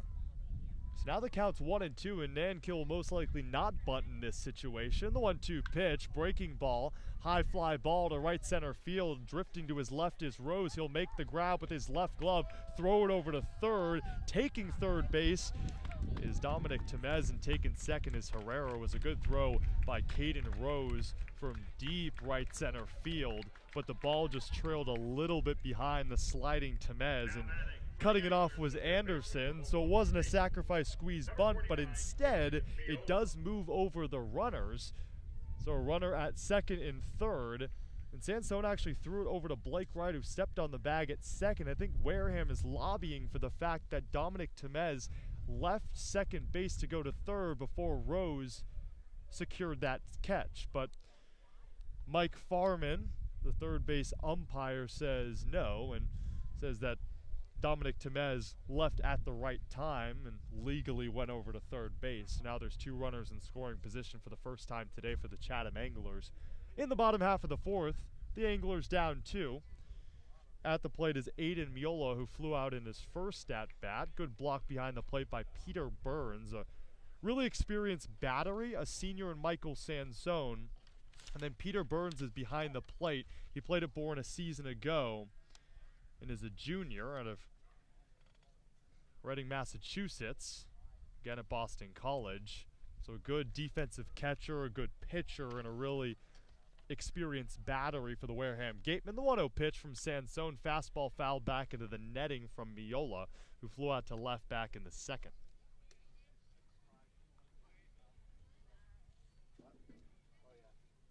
So a single to kick off the bottom half of the fourth by Temez, and then a hit by pitch, put runners at first and second. Nankill fly out to center that moved both of the runners. They both tagged up. So the count's 1-1 with one away in the bottom half of the fourth, with Miola up and two in scoring position. Sansone delivers the pitch, ground ball to the left side, foul. So now the count in the favor of Sansone, 1-2. It was actually the first Stag ever to be named a Cape Cod Baseball League All-Star a season ago with the Bourne Braves. So Fairfield getting a bit of a nod there. A lot of great talent at the MAC. Siena College also part of that same conference. Siena, though, I believe it was 27-0 that the Fairfield Stags had a winning record last year, but Siena defeated that. Wow, swing and a miss in the dirt. Running over to first as Burns picks it up and throws it that way to Montgomery. So that'll be a strikeout for Michael Sansone, but now Mickey Garcia is going to walk in and say that it was Miola that fouled it back. Just got a tip of that ball in the dirt. The home plate umpire, Mike Rabideau, said that Miola didn't get a piece of it, but it was dropped by Burns, so it would allow Miola to try to take off to first off a strikeout from Sansone, but then Mickey Garcia voided that call and will give Aiden Miola, the third baseman at Oklahoma State, another try with the count still 1-2. Lefty on righty, Sansone set at the letters as he looks toward the plate, kicks, delivers the pitch, fastball down the third base line, foul. Count stays 1-2. Yeah, your Siena Saints over there as a baseball manager. I know you've loved that program for a while and been a part of it. Now you're here in the Cape Cod League and get to watch some more excellent baseball. You get some guys from the MAC like a Michael Sansone, who pitched on opening day and is pitching here against the Chatham Anglers 8 days later. 1 ball, 2 strikes the count with 2 in scoring position and 1 away. The pitch from Sansone fouled back from Miola, and he's fighting it off. After getting the benefit of the doubt from first base umpire Mickey Garcia that he tipped one foul, and it exited the glove of Burns, which would elicit it as a foul ball and would send Miola back to the plate, and that would just be a foul ball and no damage. So the count stays 1-2 with 1 away in the bottom half of the fourth. The Gatemen lead the Anglers 3-1. Sansone gets set with 2 in scoring position for the Anglers. Kick the fire down the middle, swing and a miss. Utilizes some heat. Michael Sansone's not known for that, but he is known for throwing up those Ks as he strikes out Aiden Miola, retires him for the second time today. And that is strikeout number 6 for Michael Sansone in the 4th of the swinging variety. You talked with Michael Sansone before the season started, and really mixes up his sequences based off who he's going up against. A very technical pitcher, as he's now looking at a lefty in Marcus Brown. Yeah, Sansone's number 1 goal is to work on those and try to work on a 4th pitch. Haven't really seen it in gameplay. I think he's trying to throw in some bullpens, but I'll be curious to see how he works it in later in the season. In his second start, delivers a fastball that misses inside. Count 1-0 to the lefty Marcus Brown, the shortstop out of Oklahoma State. Wrapped up his sophomore season for the Cowboys. Marcus Brown out of the 9 hole is the lefty. Runners at second and third with 2 away. Sansone getting ready to deal the 1-0 pitch. Swung on foul to the left side out of play. Count even 1-1. So Marcus Brown, 5'11", 187 from Springdale, Arkansas. 61 games in the spring, batted .216. The batting average really wasn't there, but he did have a 21-game on-base streak that stretched from April to May. Just trying to get on base and drive a few home with the Anglers down 2, but they do have 2 in scoring position. Sansone set at the letters, the 1-1 delivery. Fastball that hits Marcus Brown on the elbow pad. The 3rd hit by pitch for Sansone. And you talk about uncharacteristic. Well, this inning has been all that for Michael Sansone. A fastball inside. It nicked the elbow guard of Marcus Brown, the second hit by pitch of this frame, and the third this game. And the bases are loaded for the Anglers.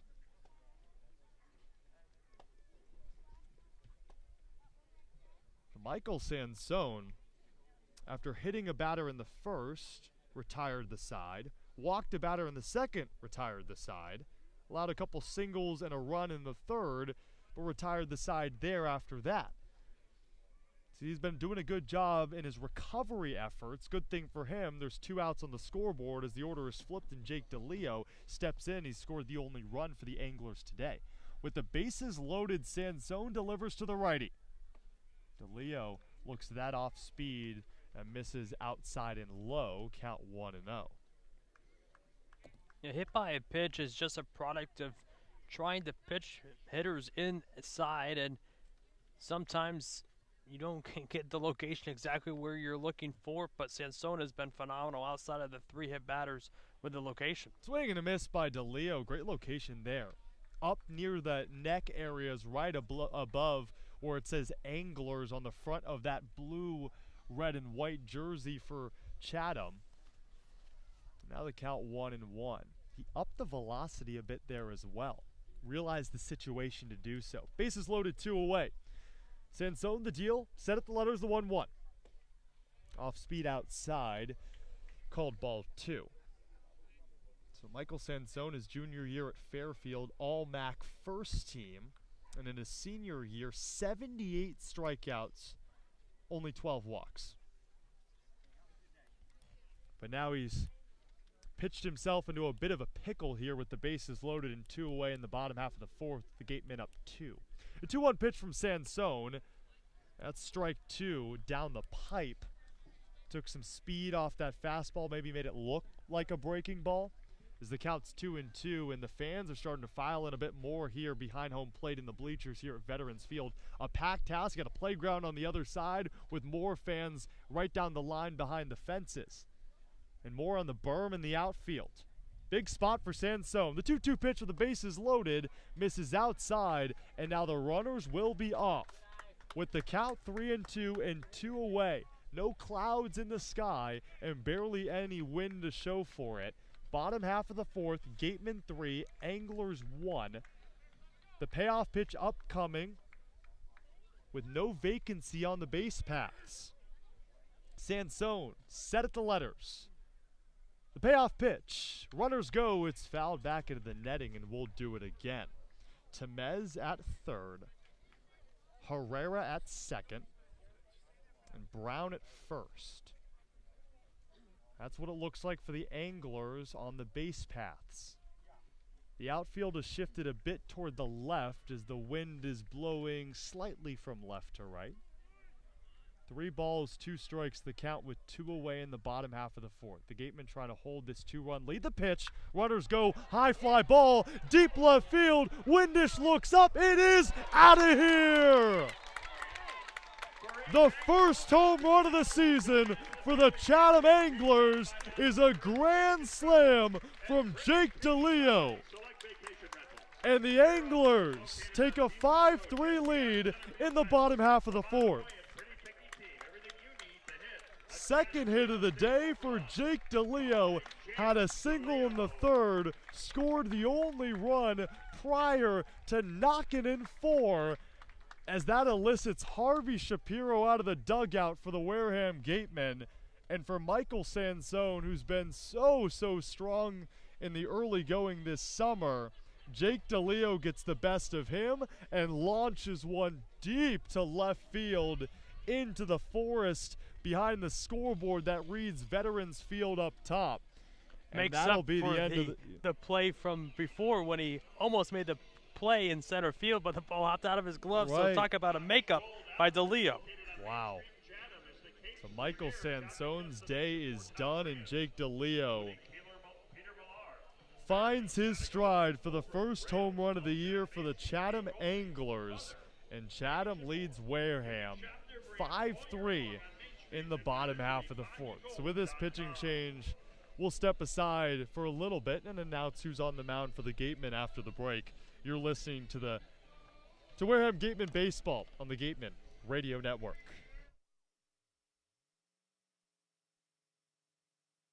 Continuing with our corporate sponsors, we also want to recognize and thank Franklin Sports, Cape Destinations, Sullivan Tire, Highline Cruises, Barnstable Bat, Sunderland Printing, Axis Bats, Cape Space, Christmas Tree Shops, OOFOS, T-Mobile, Boston Better Business Bureau, Fairway Financial, Rogers Gray, and of course, thank you to Major League Baseball for over 50 years of support.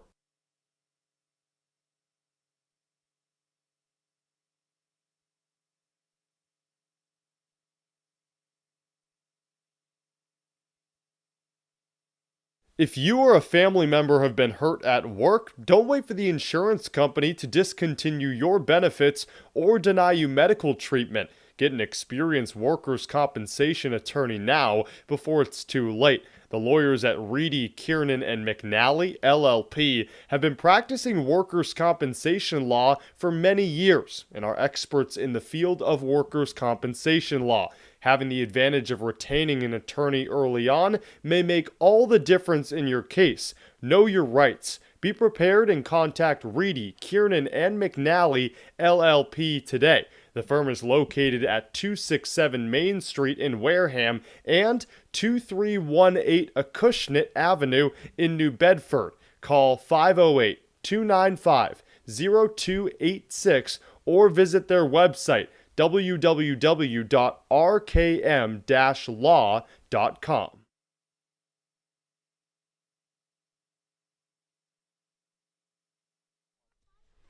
Back at Veterans Field in the bottom half of the fourth, the Chatham Anglers lead the Wareham Gatemen 5-3 off a go-ahead grand slam from Jake DeLeo. The new pitcher on for the Gatemen is Grayson Moore, delivers the first pitch down the pipe. A strike called to Cooper Ingle, who was hit by a pitch in the first and singled, which led to an error by the left fielder Windish. It brought home a run back in the third as Ingle's the lefty batter to the right-hander Grayson Moore. Fastball up, misses. Moore out of Vanderbilt, a junior, standing at 6'3", weighing 200 pounds. Made 16 appearances, just one start in the spring for Vanderbilt. As he relieves Michael Sansone, steps off the rubber for a second after Ingle calls for time. Sansone's final line, 3 2/3, gave up 4 hits, 5 runs, 4 of them earned, 6 strikeouts, 1 walk. As a ball is thrown up high from Grayson Moore. This game is turned on its head after a grand slam from Jake DeLeo. Chatham's up. 2-1 pitch, fouled away, count 2-2. Yeah, pitch that Sansone just left up. Didn't like the location, obviously, after the fact. But besides that one pitch mistake, he had a great day. Obviously worked in some trouble here earlier this inning, but what a great showing from Sansone besides that grand slam before he exited the game. See if Grayson Moore can try to replicate that performance that Sansone had throughout the first 3 innings, only giving up 1 unearned run. The count moves full from Moore, the hard-throwing righty, as he peers his eyes over his glove. Now gets set at the belt and fires the pitch off speed in there for strike 3, and that ends the fourth. But not before Jake DeLeo goes yard for the first time with his Chatham Anglers team. And Chatham has taken a 5-3 advantage over the Wareham Gatemen. We'll head to the top half of the fifth. How does Wareham respond on the offensive side? We'll see, as Wareham will send out Caden Rose, Peter Burns, and Blake Wright when we come back on the Gatemen Radio Network. The Gatemen would like to thank Wareham Country Market for helping to feed the Gatemen players and staff after games. They are located about a quarter of a mile from the field on Route 6, offering a convenience store, a Dunkin' Donuts, and a deli. Gatemen Baseball is officially sponsored by Robertson's GMC, the truck professionals. Located just 2 miles away on Cranberry Highway, Robertson's GMC, we are professional grade, power like a pro.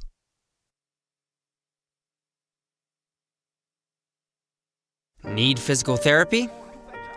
Select Physical Therapy works directly with you and your physician to create a plan of care that meets your goals and needs, with 6 locations on Cape Cod and more across the country. Select Physical Therapy is the official provider of athletic training for the Wareham Gatemen.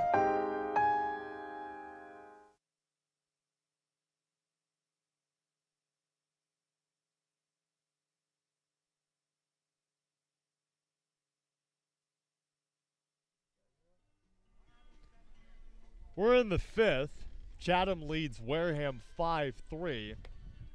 An offensive packed 3rd and 4th innings with Alex Feuz. I'm Cameron Ezeir here on the Gateman Radio Network. A 2-spot put up by Wareham after a 2-run shot from Blake Wright, his first homer of the summer, in the top half of the 3rd, and then an error and left brought home Cooper Ingle off a base hit from Jake DeLeo in the bottom half of the 3rd. That made it 2-1.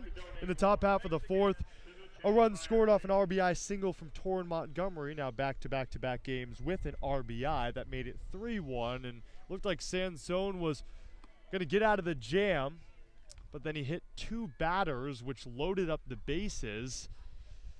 A base hit as well to Dominic Temez, which brought up Jake DeLeo, who launched a moonshot to left for a grand slam in Chatham's first home run of the Young Cape season, and that's where we lie. It's 5-3 as Chatham will send out a new pitcher, so Chase Wisenhunt's day is done. Magnus Ellerts is out on the mound, sophomore out of Florida Southwestern. From Woodbridge, Virginia is Ellerts. A 10-0 record at Florida Southwestern in the spring. Hard-thrown fastball down the middle, swing and a miss by Caden Rose, who is actually up to end the 4th. A ball got by the catcher, Temez. Montgomery took off to 3rd.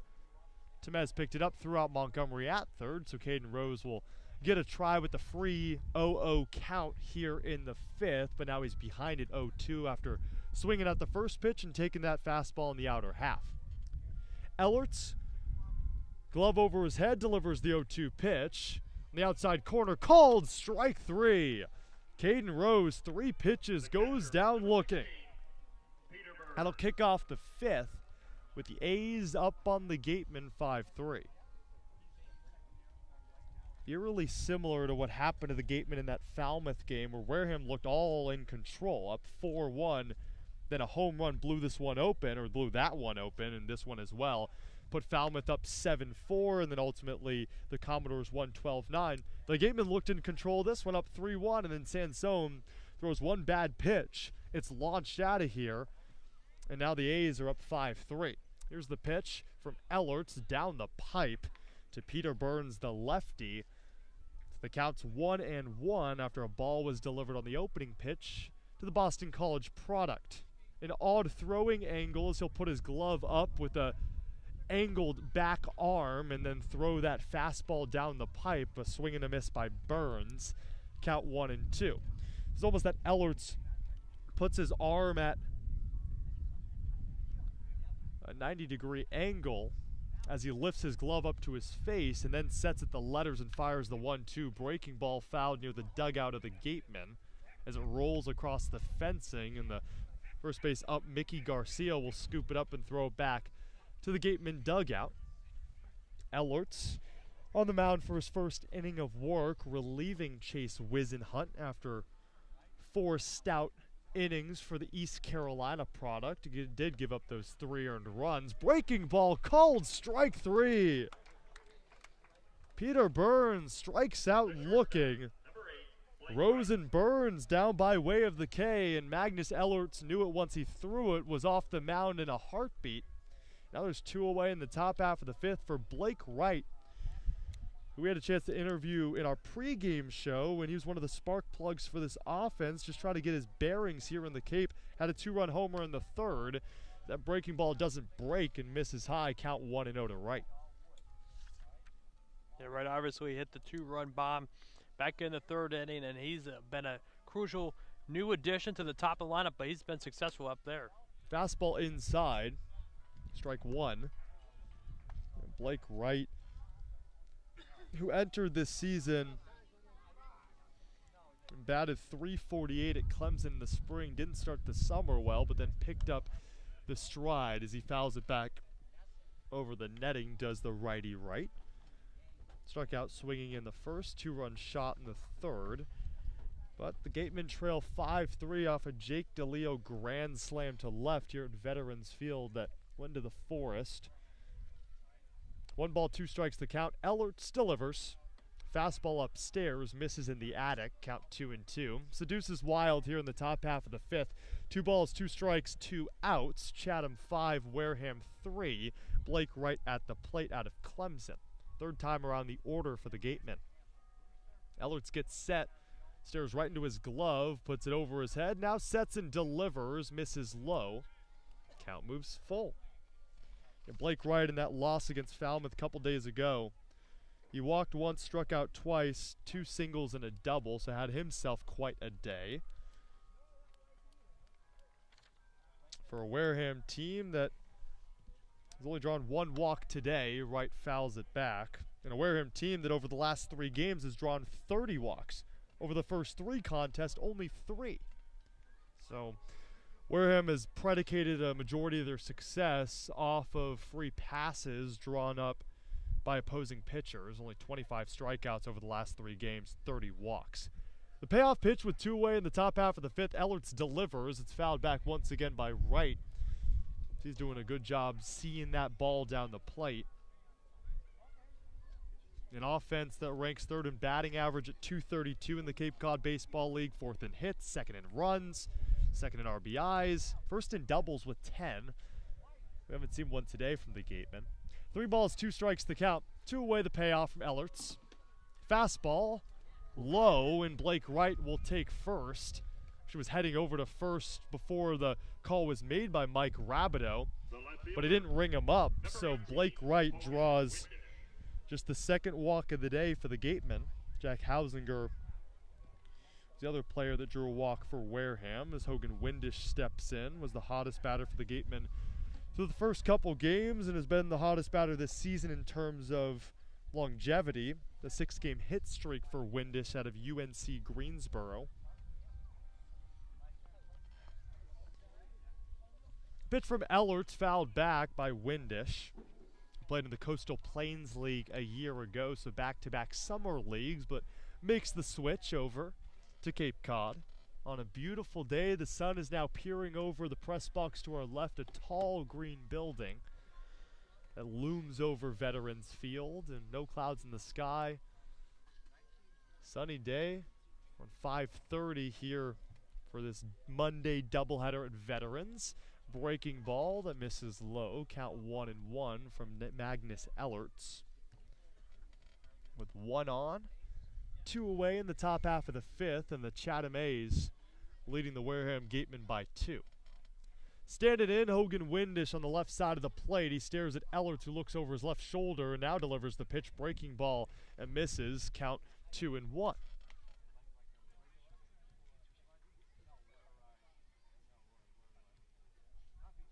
Hogan Windish at the plate, ahead of the count, 2-1.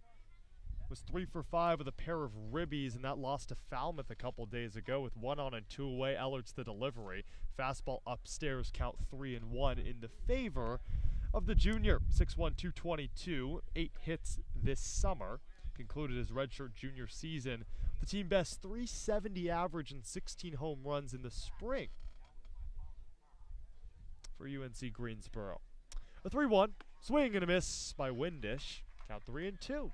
So back-to-back full counts for Magnus Ellerts on the mound, but this one forced by him rather than Blake Wright just staying patient and fouling a couple off. Wright out of Clemson is at first as he brushes off some part of the dirt, and he'll be off and running. The payoff delivery swung on and fouled back into foul territory. It's over the netting. Right behind the dugout, takes a stern bounce and drops near the playground area here at Veterans Field, right behind the snack shack at Veterans. The team in Chatham that's been in the Cape Cod League for 20 years, celebrating that season here in 2022. 3 balls, 2 strikes the count. Chatham leading Wareham 5-3. Runner off at first is Blake Wright. He'll be off and running with the payoff pitch. Ellerts delivers. It's roped into center field. Moving in, DeLeo will make the grab. Wareham strands one on and still trails 5-3 through 4.5. The Chatham A's look well on their way to win number 2 on the season. We'll see if the relief staff for this Wareham team can keep this deficit at 2. We'll head to the bottom half of the 5th. You're listening to Wareham Gateman Baseball on the Gateman Radio Network.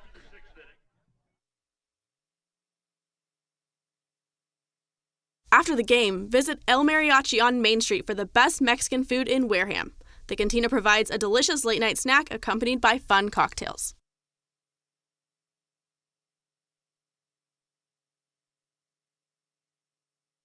Wareham House of Pizza has been serving Wareham and Marion for over 40 years with steak and cheese, pizza, and subs. Located in Shaw's Plaza, head on over for pickup or let them deliver to you. One of the Gatemen's favorite places for their post-game meals is Cool Cone, where you can get anything from fried clams and fried chicken to an ice cream sundae, and then top it all off with a round of mini golf. Cool Cone, located on Route 6 on the Wareham-Marion line. Looking for a turnkey rental experience on the Cape?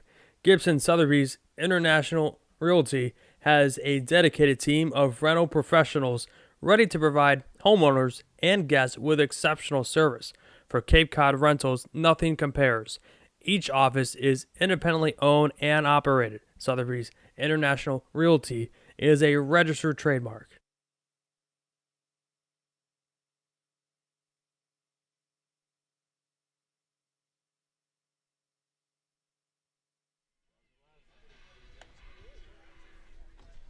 To the bottom of the 5th we go at Veterans Field alongside Alex Feuz. I'm Cameron Ezeir on the Gateman Radio Network. The Chatham Anglers lead the Wareham Gatemen 5-3. Chatham with 4 hits, Wareham with 3.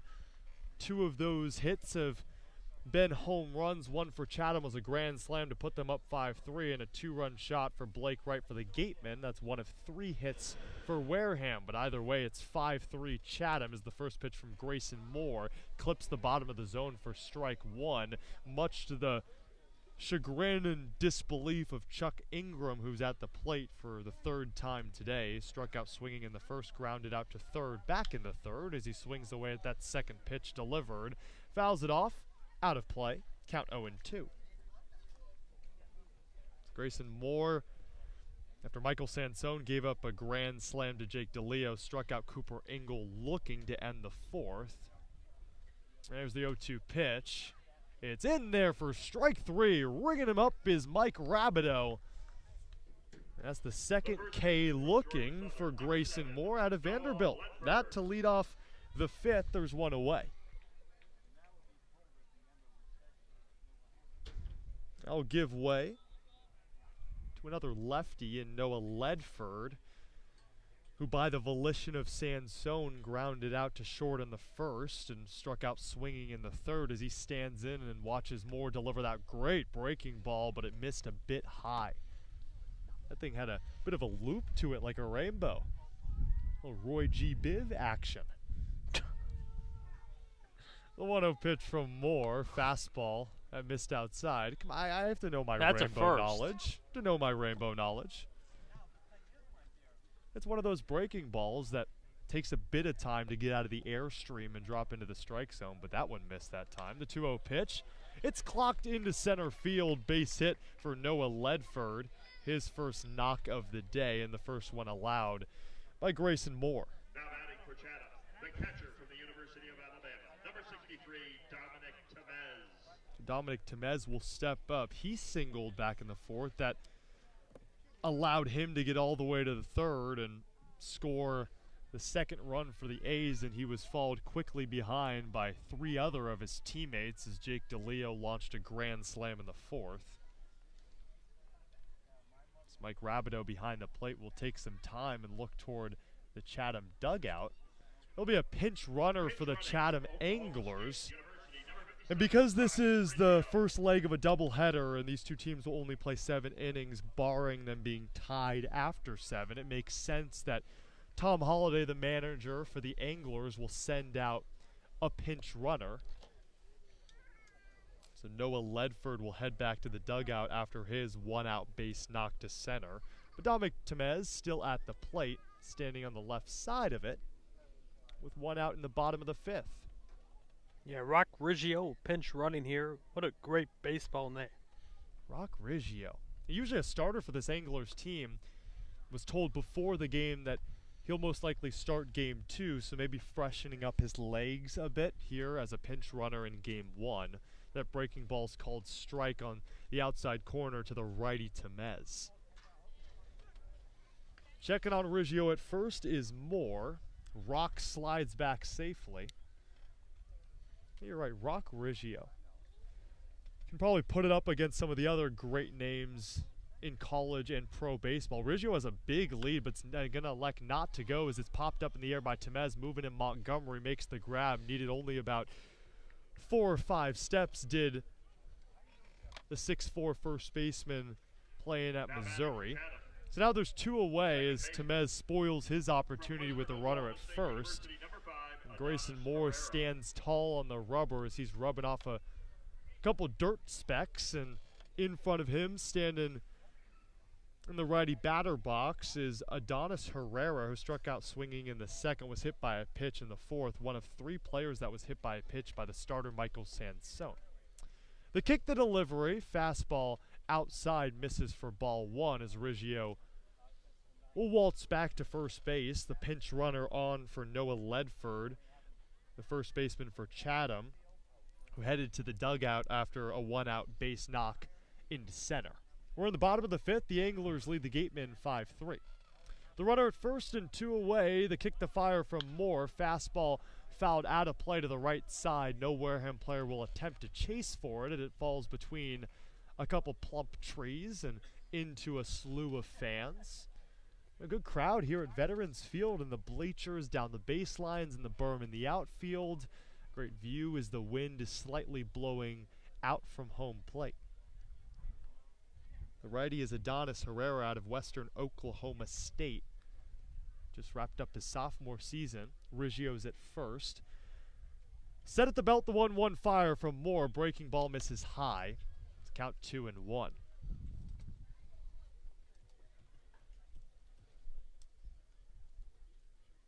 Adonis Herrera, small school in Western Oklahoma State. Almost the big brother school of Oklahoma State, who the home of Aiden Miola and Marcus Brown are in the 8 and 9 spot. Fastball pitch on that 2-1 count is fouled over the netting. But even at Western Oklahoma State, he's been raking, and a big reason why he's featured in this Chatham Anglers lineup. At the 6 hole is Herrera, batting .403, or did so in the spring. .504 slugging as well. Had 19 doubles. Runner at first. The 2-2 pitch from Moore. Runner goes as Riggio. That's called a ball upstairs. The throw from the catcher Burns escapes the glove of the covering Hausinger. And swiping second is Rock Riggio. So a smart move by Tom Holliday to put Rock Riggio out as a pinch runner. And he slides in safely to second base, and the A's have a runner in scoring position for the 3rd straight frame.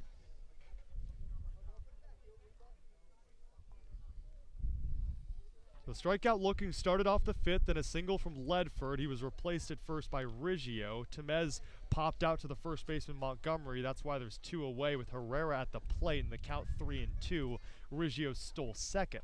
He'll be off and running with the payoff pitch ensuing from Grayson Moore out of Vanderbilt. 2 away in the bottom half of the 5th. Moore looks off at second, kicks and fires. Fastball grounded to the third baseman Anderson. Looks off at the runner Riggio, fires it over to first in time. Great throw over from Max Anderson. He's yet to commit an error at third base is the Nebraska Cornhusker. A good defensive player is Anderson, and the Anglers strand 1 in scoring position. We're through 5 out of a doubleheader game that will play to 7, barring a tie, and then we might go into extras. It's 5-3, Chatham over Wareham. Can the offense get it going for the Gatemen? We'll see in the top half of the 6th. You're listening to Wareham Gatemen Baseball on the Gatemen Radio Network. Hey Gatemen fans, don't miss out as the Wareham Gatemen head to Worcester, Mass. to take on the Bourne Braves at Polar Park, the home of the Worcester Red Sox. This special game at Polar Park takes place Monday, July 25th with a 6:45 first pitch. Tickets start at just $10, so head to gateman.org to get yours today. Curry College is where you go to become anything you want. Curry prepares students to engage in successful careers with learning beyond the classroom. Explore undergraduate programs, including new majors in environmental science, sport and recreation management, graphic design, marketing, and computer science. Online at curry.edu. Catchers aren't the only ones protecting home. With Rogers Gray, you have more coastal homeowners insurance options and a true expertise in their people. Protect your home with Rogers Gray. Rogers Gray is a proud sponsor of the Cape Cod Baseball League. Learn more at rogersgray.com.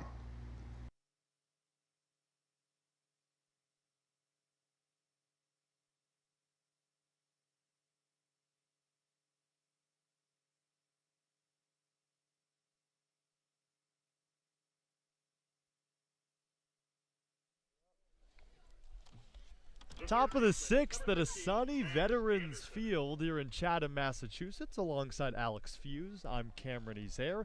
The Chatham Anglers lead the Wareham Gatemen 5-3. All the action on the offensive side happening in the third and fourth innings as Magnus Ellerts is out for his second inning of work. Breaking ball in there for strike one to the three-hole hitter, Max Anderson. A couple defensive substitutions for the Chatham Anglers. Rock Riggio, who just stole that base in the bottom half of the fifth, is at second, while Caden Grice replaces Noah Ledford at first. Pitch in there for ball one. So the count 1-1 to Max Anderson, who had a base knock in the fourth. 1-1 strike the pitch. Another breaking ball that dipped down but didn't flirt enough with the top half of the strike zone. So the count 2-1 to the opening batter here in the sixth, Max Anderson. Fastball inside misses.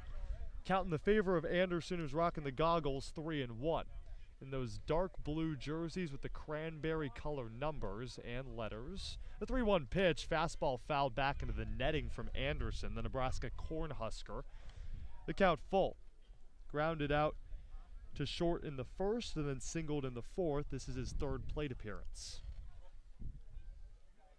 The kick in the fire from Ellerts, fastball fouled over the netting, so back-to-back fouled out of play by Max Anderson. The Nebraska Cornhusker, a former Big Ten Freshman of the Year, the third ever to play for the Wareham Gatemen. The other two, Nick Swisher and Alex Dickerson, who went on to have good major league careers. The payoff pitch to Anderson, ground ball to second, scooped up off the carpet by Riggio over to first, and there's one away. So Riggio gets in on the action on the defensive side, and that'll give way to Ian Farrell, the designated hitter, who's gone down by way of the K, striking out, swinging both times. That was in the second and the fourth as he steps up to Magnus Ellerts in his tall frame here in the sixth. First time that Ian Farrell is facing off against Ellerts. Magnus pitched in the fifth, struck out two, walked one, forced a line out of Hogan Windish, and now he's in his second inning of work and delivers a fastball down the pipe for strike one, with one away in the top half of the sixth, and the Anglers leading the Gatemen 5-3. The kick in the fire on the 0-1 pitch, another fastball, clips the outside corner, count 0-2.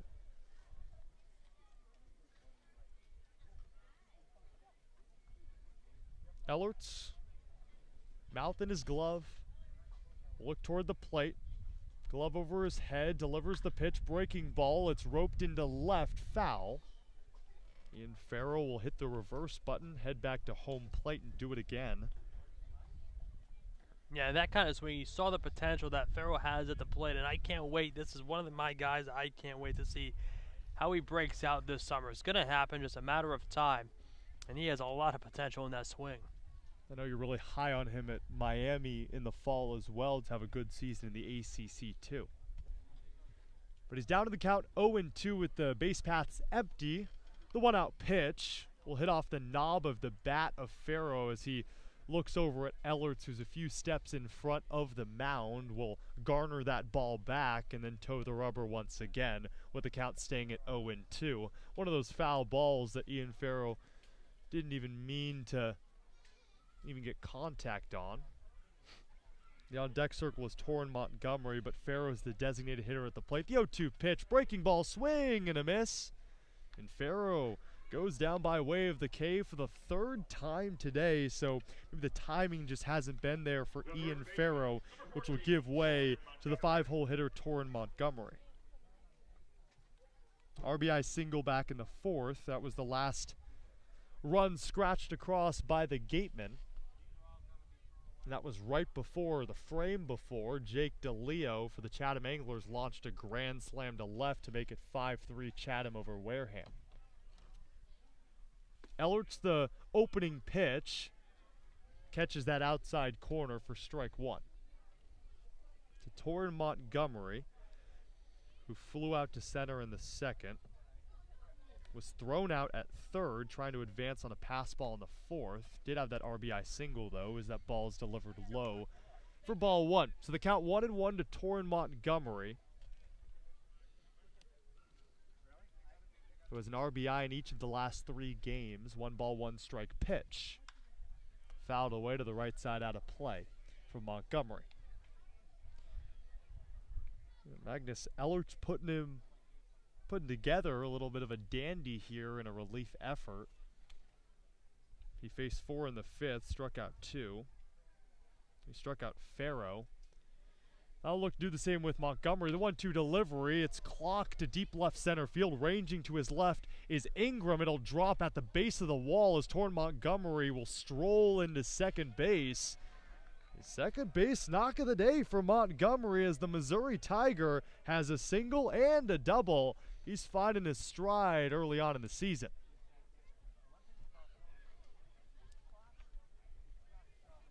Yeah, 3rd game in a row that he's had multi-hit games. So again, this is a guy that really struggled in the first few games, but now finding his comfort level here in the Cape Cod Baseball League. The guy in Torrin Montgomery, they got off to an 0-for-6 start. You wondered if he would find his lumber and find his swing, and maybe it was the adjustment from metal bats to wooden bats. He told us after the game that really hasn't been an adjustment. You just have to trust your own swing, and it seems like he's been doing that. In that game against Brewster, had 3 hits in the first home run of the season for the Wareham Gatemen, and even that game against Falmouth had an RBI single in the 1st, and today has 2 base knocks. We'll now watch from across the diamond to Jack Hausinger, his teammate at the plate. The lefty swings and fouls it back into the netting. Hausinger popped up to the catcher Temez in the 2nd and then walked in the 4th. For a Gateman team that's forced 30 walks over the last 3 games. Hausinger and Wright are the only ones that have drawn walks today. Not only fans, but also dogs in the stands today. Our furry friends out here to watch some Chatham Anglers and Wareham Gateman baseballs. A strike is delivered down the pipe, the count 0-2. Yeah, nice golden retriever on the bleachers trying to find his footing as the Gatemen are in this game down 5-3. Now, packed house. Can barely find any seats open in the bleachers or even down the lines. Ellerts looks in, dangling his right arm. Now will connect with his glove with 1 on and 2 away. The 0-2 pitch. Hausinger will watch it fly high. Count 1-2. This is a Chatham Anglers team that's given up the 2nd most walks with 28, but has only allowed 2 walks today for the Gatemen, and that's where Wareham has really capitalized over these last 3 games. Going 2-1 and scoring 24 runs, but only 3 today. 1 ball, 2 strike pitch. Fastball upstairs, right above the zone. Count 2-2. Tough pitch to take, and a 1-2 count did so, and it favored him. And that looked like strike 3, but didn't get enough of the strike zone for a Chatham Anglers team that struck out over a quarter of its batters faced. We'll try to do the same here. The 2-2 from Ellerts, fastball check swing. He did go, strike 3, and a K for Magnus Ellerts. His 4th in his relief effort, and Torrin Montgomery is stranded at 2nd after a 2-out double. So he'll walk back to the dugout, and the Gatemen still trail 5-3 here at Veterans Fields and they'll only have one more offensive frame to try to get back into this one. But before then, it'll be up to Grayson Moore to get the job done on the mound as we head to the bottom of the 6th inning. It's Chatham 5, Wareham 3 on the Gateman Radio Network. Cape Cod 5 is proud to be a long-standing supporter of the Cape Cod Baseball League and its contribution to the local economy as a treasured summer attraction. Cape Cod 5 is a community bank serving customers throughout Cape Cod, the islands, and southeastern Massachusetts. Founded in 1855, the bank's mission is to enrich the lives of those it serves while contributing to the health and vitality of its communities. Cape Cod 5 provides a full range of banking solutions, including personal and business banking, residential mortgages, investment management, and trust services.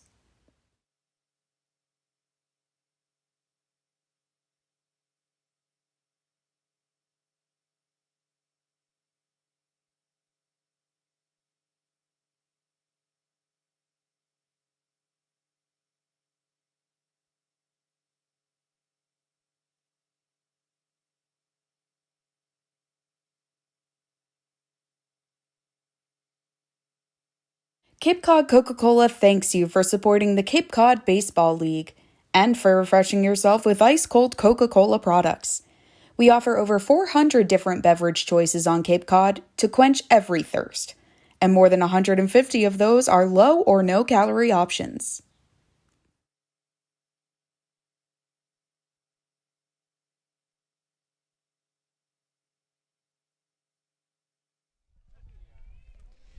In the bottom of the 6th, the Chatham Anglers lead the Wareham Gatemen 5-3 alongside Alex Feuz. I'm Cameron Ezeir here at Veterans Field with the sun peering onto Veterans. There's only slight shadows in left and left center field as Grayson Moore delivers the first pitch and misses low to Nate Nankill. Came into this game in relief of Michael Sansone. Struck out Cooper Engel looking in the 4th and then retired the side in the 5th without giving up a run, but misses high and outside on that fastball. Count 2-0. It's a Wareham team that has been particular about its pitching, mainly because the success has been oriented around its pitching as it pitches misses low. They count 3-0. Relief staff that had a sub-3 ERA entering a couple days ago as the 3-0 pitch is delivered and called strike one on the outer corner, but then the relievers gave up 11 runs against Falmouth, and that spiked up to above 4, but still a relief staff that knows how to find the zone, and barring that one irregularity has been playing well. Swing and a miss from Nankill, foul tip into the glove of Burns. Count moves full. It's also a starting pitching staff that had a sub-1 ERA prior to that game against Falmouth a couple days ago. Payoff pitch, swung on Nankill. It's snared off a chopper by Moore. He flips it over to first to Montgomery in time. One away, bottom half of the 6th. Oh, good reflexes over there by Grayson Moore. And who says pitchers aren't athletic? He was ranging to his left and actually had to reach his glove back the opposite direction to grab it. So, hey, you're not going to catch me saying pitchers are unathletic, because there's a reason I'm in this booth and not on the field. I'm more unathletic than any of these guys ever have been in their lives. That's why I'm talking and not playing, as Moore delivers the breaking ball in the dirt. And you can never say a guy's unathletic when he's 6'3", 200, and he's a pitcher in the Cape Cod Baseball League, and for a team like Vanderbilt that made the College World Series Finals just a season ago. The 1-0 delivery bounced in the dirt and grabbed by Burns off a hop. Aiden Miola stands in, up on the count 2-0, flew out to left.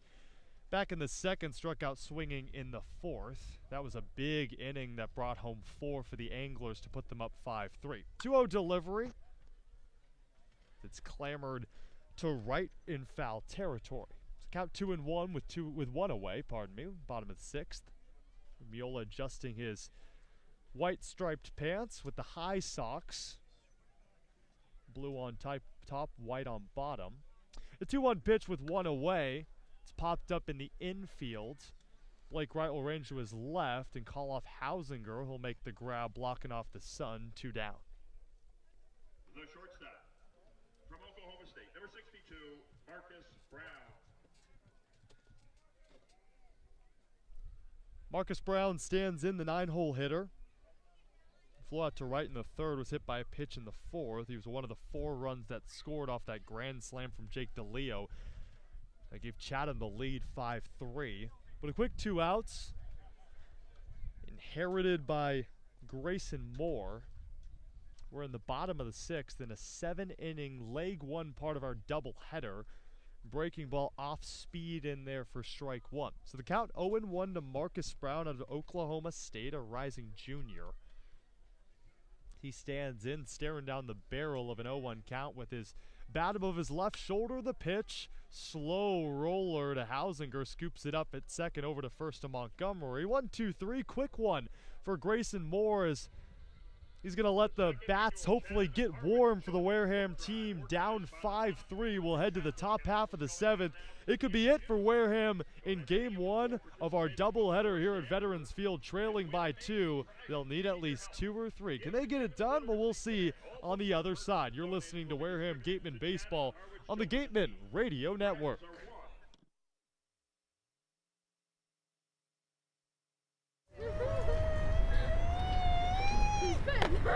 Beat the heat and join us at Waterways, a water experience unlike any other this side of the bridge. Open daily, head over to the water park on Route 28, the Cranberry Highway.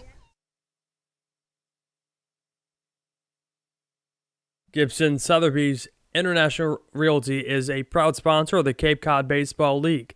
List your home with Eastern Massachusetts' premier real estate firm. Don't just get it on the market, get it the attention it deserves. Each office is independently owned and operated. Sotheby's International Realty is a registered trademark.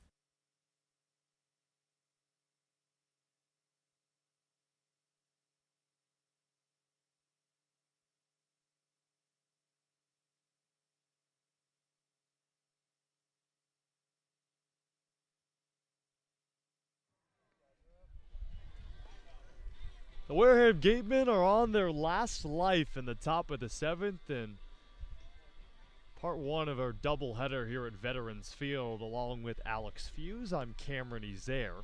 A reminder that game 2 of the doubleheader will most likely start half an hour after the conclusion of game 1. It was scheduled for 6:30, but we've passed the 6 o'clock hour, and these 2 teams, based off regulations, need at least 30 minutes according to the NCAA rules, and it transfers over to the Cape Cod Baseball League here in Summer Collegiate Baseball to warm themselves up and get going for a second game on the day. This is the first doubleheader for both these teams. The Chatham Anglers leading the Wareham Gatemen 5-3. Magnus Ellert's back on the mound. He's faced 8 batters. He's retired 4 by way of the K and has yet to give up a run as he takes on Ty Evans, who stands in and watches that pitch veer off the plate. Ball 1. So it'll be Evans, Rose, and Burns, barring Harvey Shapiro making any changes. The 1-0 pitch, breaking ball, flirts with the outside corner, count 1-1. Ty Evans reached on a strikeout pitch dropped by Temez in the 3rd and struck out swinging in the 4th. The 1-1 delivery, swing and a miss from Evans in his first game with the Wareham Gatemen out of Florida. Derek Fabian has also made his way to the Cape, and Michael Robertson as well, so one of 3 Florida Gators on this team, as that elevated fastball misses way high, count 2-2. Right fielder Ty Evans. We've seen a healthy mix of players in that 7-hole, and it's going to go to Evans. The 2-2 pitch from Ellert, swing and a miss. Ball that dipped on the tailing end, and the Wareham Gatemen are down to their final 2 outs as Ty Evans goes down by way of the K for the 3rd time today. Now Caden Rose will step in, the center fielder, the outfield mate of Ty Evans. Caden Rose not really known for his bat, and that's why Harvey Shapiro will make the switch and Ryan Campos will step in. Still a lefty for a lefty. Yeah, Kellum Clark on deck as well. Wow, so a pair of pinch hitters sent out by Harvey Shapiro. Kellum Clark out of Mississippi State has started every game since the second game of the season, so he'll get the nod in the spot of Peter Burns. Campos, the catcher, takes the fastball high. Count 1-0. Ryan Campos out of Arizona State gets his first action of the day. He's been switching off time with Cole Elvis and Peter Burns. Elvis was released, and Campos releases that one into right center past the diving glove of the center fielder DeLeo, but he's able to catch it off a hop. And luckily for him, that didn't get by him and go to the wall, because if it did, Campos, with his speed, was off to second and maybe third. So a base hit, and big props to Harvey Shapiro in his 24th year as a head manager in the Cape Cod Baseball League to send out Ryan Campos, who's known more for his hitting prowess than Caden Rose is, and so is Kellum Clark compared to Peter Burns. So Ryan Campos is at first, just his third hit of the summer, just his second hit off a right-hand pitcher. Now Kellum Clark stands in. He was 0 for 3 in that loss against Falmouth a couple days ago, but did have an RBI on a sacrifice fly. He's a lefty going up against the righty Ellert, swings high at the first pitch. It's the count 0-1. The Chatham Anglers, one of just a few teams Harvey Shapiro hasn't been on the coaching staff for. But he's trying to throw out all the chops to confuse the Anglers and possibly tie this one up or take the lead. Fastball clips the outside corner, count 0-2. A darting pitch from Magnus Ellerts puts him ahead of the count. It's 5-3 Anglers over the Gatemen in the top half of the seventh. This leg one of our doubleheader, so only a 7-inning game barring a tie, and then we'll play up to 9. Campos with a slight lead off at first. Clark is the pinch hitter facing an 0-2 deficit. Breaking ball called, strike 3. Clark enters the batter's box and has a short stint there. 3 pitches, he goes down. 2 outs in the top of the 7th, and the Gatemen are down to their final out. And this is best case scenario for Wareham to have Blake Wright at the plate, because the last time he was at the plate with a runner on and he put it in play, it was out of the ball yard. And that would tie this game up with the score at 5-3 Chatham over Wareham as Wright takes the first pitch high, count 1-0. So Campos is at first after pinch hitting for Caden Rose and delivering a soft looped single to right center. And now it's the righty Blake Wright who walked in the 5th and homered in the 3rd. The 1-0 delivery down the middle on the outside corner as well. Caught a bit of that outside part of the plate while still going down the pipe. The count 1-1. Blake Wright out of Clemson, and this could be huge if he can get one in play. 1 ball, 1 strike, the count, top of the 7th. 2 away, 1 on. Breaking ball fouled out of play. And now the Gatemen down to their final strike here at Veterans in game 1 of our doubleheader. Hogan Windish is in the on-deck circle. He's 0 for 3 on the day. If you'd want anyone at the plate, it would be Blake Wright, the shortstop, who's been on base twice today. Of course, that the 3rd inning wasn't on base for long as he was just rounding the bases off a 2-run shot. 1 on, 2 away. Ellerts delivers the 1-2 pitch upstairs. Ball 2. Deuces wild in the top of the 7th. Anglers 5. Gatemen 3. 2 balls, 2 strikes, 2 outs. Campos with a slight lead off at first. His small frame bending down to the knees. Ellert sets at the belt, the 2-2 pitch. Upstairs fastball yet again and doesn't get Wright to chase. Now Wright has drawn one of the 2 walks delivered by this Anglers pitching staff, and the only walk delivered by Magnus Ellerts that was back in the 5th. Can he elicit another walk? The last one was on a payoff pitch with 2 away. Can he do the same here in the 7th? With 1 on and 2 away, the payoff delivery. Breaking ball called, strike 3. Wright can't believe it, but yeah, that caught all of the strike zone. The Chatham Anglers pick up win number 2 on the season, and the Wareham Gatemen drop to 3-3-1 and have lost their last 2. But good thing for the Gatemen, they'll have a quick chance to recover with game 2 of our doubleheader coming up in what you can expect to be about 30 minutes or so. But of course, stay tuned to our Twitter, to our Instagram. We'll give you constant updates there, and we'll have a separate stream for that one as well on our YouTube channel. So once this one ends, just make sure to go back to our YouTube channel and search for Wareham at Chatham game 2 of the doubleheader. So after 7 innings of play, Chatham gets the best of Wareham, and it was the long ball by Jake DeLeo that separated these two teams, Alex. Yeah, Sansone looked phenomenal except for the one pitch that ended up being a grand slam that put Chatham up 5-3 at that moment in time, and that was a crucial turning point in the game. On the offensive side, though, kind of a letdown game in my opinion. 14 strikeouts for the Gatemen at the plate here in this first game of the doubleheader, so you're looking for a turnaround. It's hard to win 2 games in the same day, so we'll see if the luck's on the Gatemen side here in Game 2 of the 2-game set. And it's a Chatham team that strikes out over a quarter of its batters faced, so the 14 strikeouts, no surprise for a Chatham Anglers pitching staff that ranks 5th in ERA in the Cape Cod Baseball League. Okay, we're going to step aside and get off this stream on YouTube, and we'll close out the South Coast Health post-game show, and we'll head to the second game of our doubleheader, handing off the play-by-play duties to Cade Crenshaw. I'll be on the analyst side of things, but that wraps up game 1 of our doubleheader as the Chatham Anglers take down the Wareham Gatemen 5-3. We'll see you in about 30 minutes or so on our Wareham Gatemen YouTube channel. So for Alex Feuz, I'm Cameron Ezeir. The Chatham Anglers take game 1. We'll see you for game 2 here on the Gatemen Radio Network.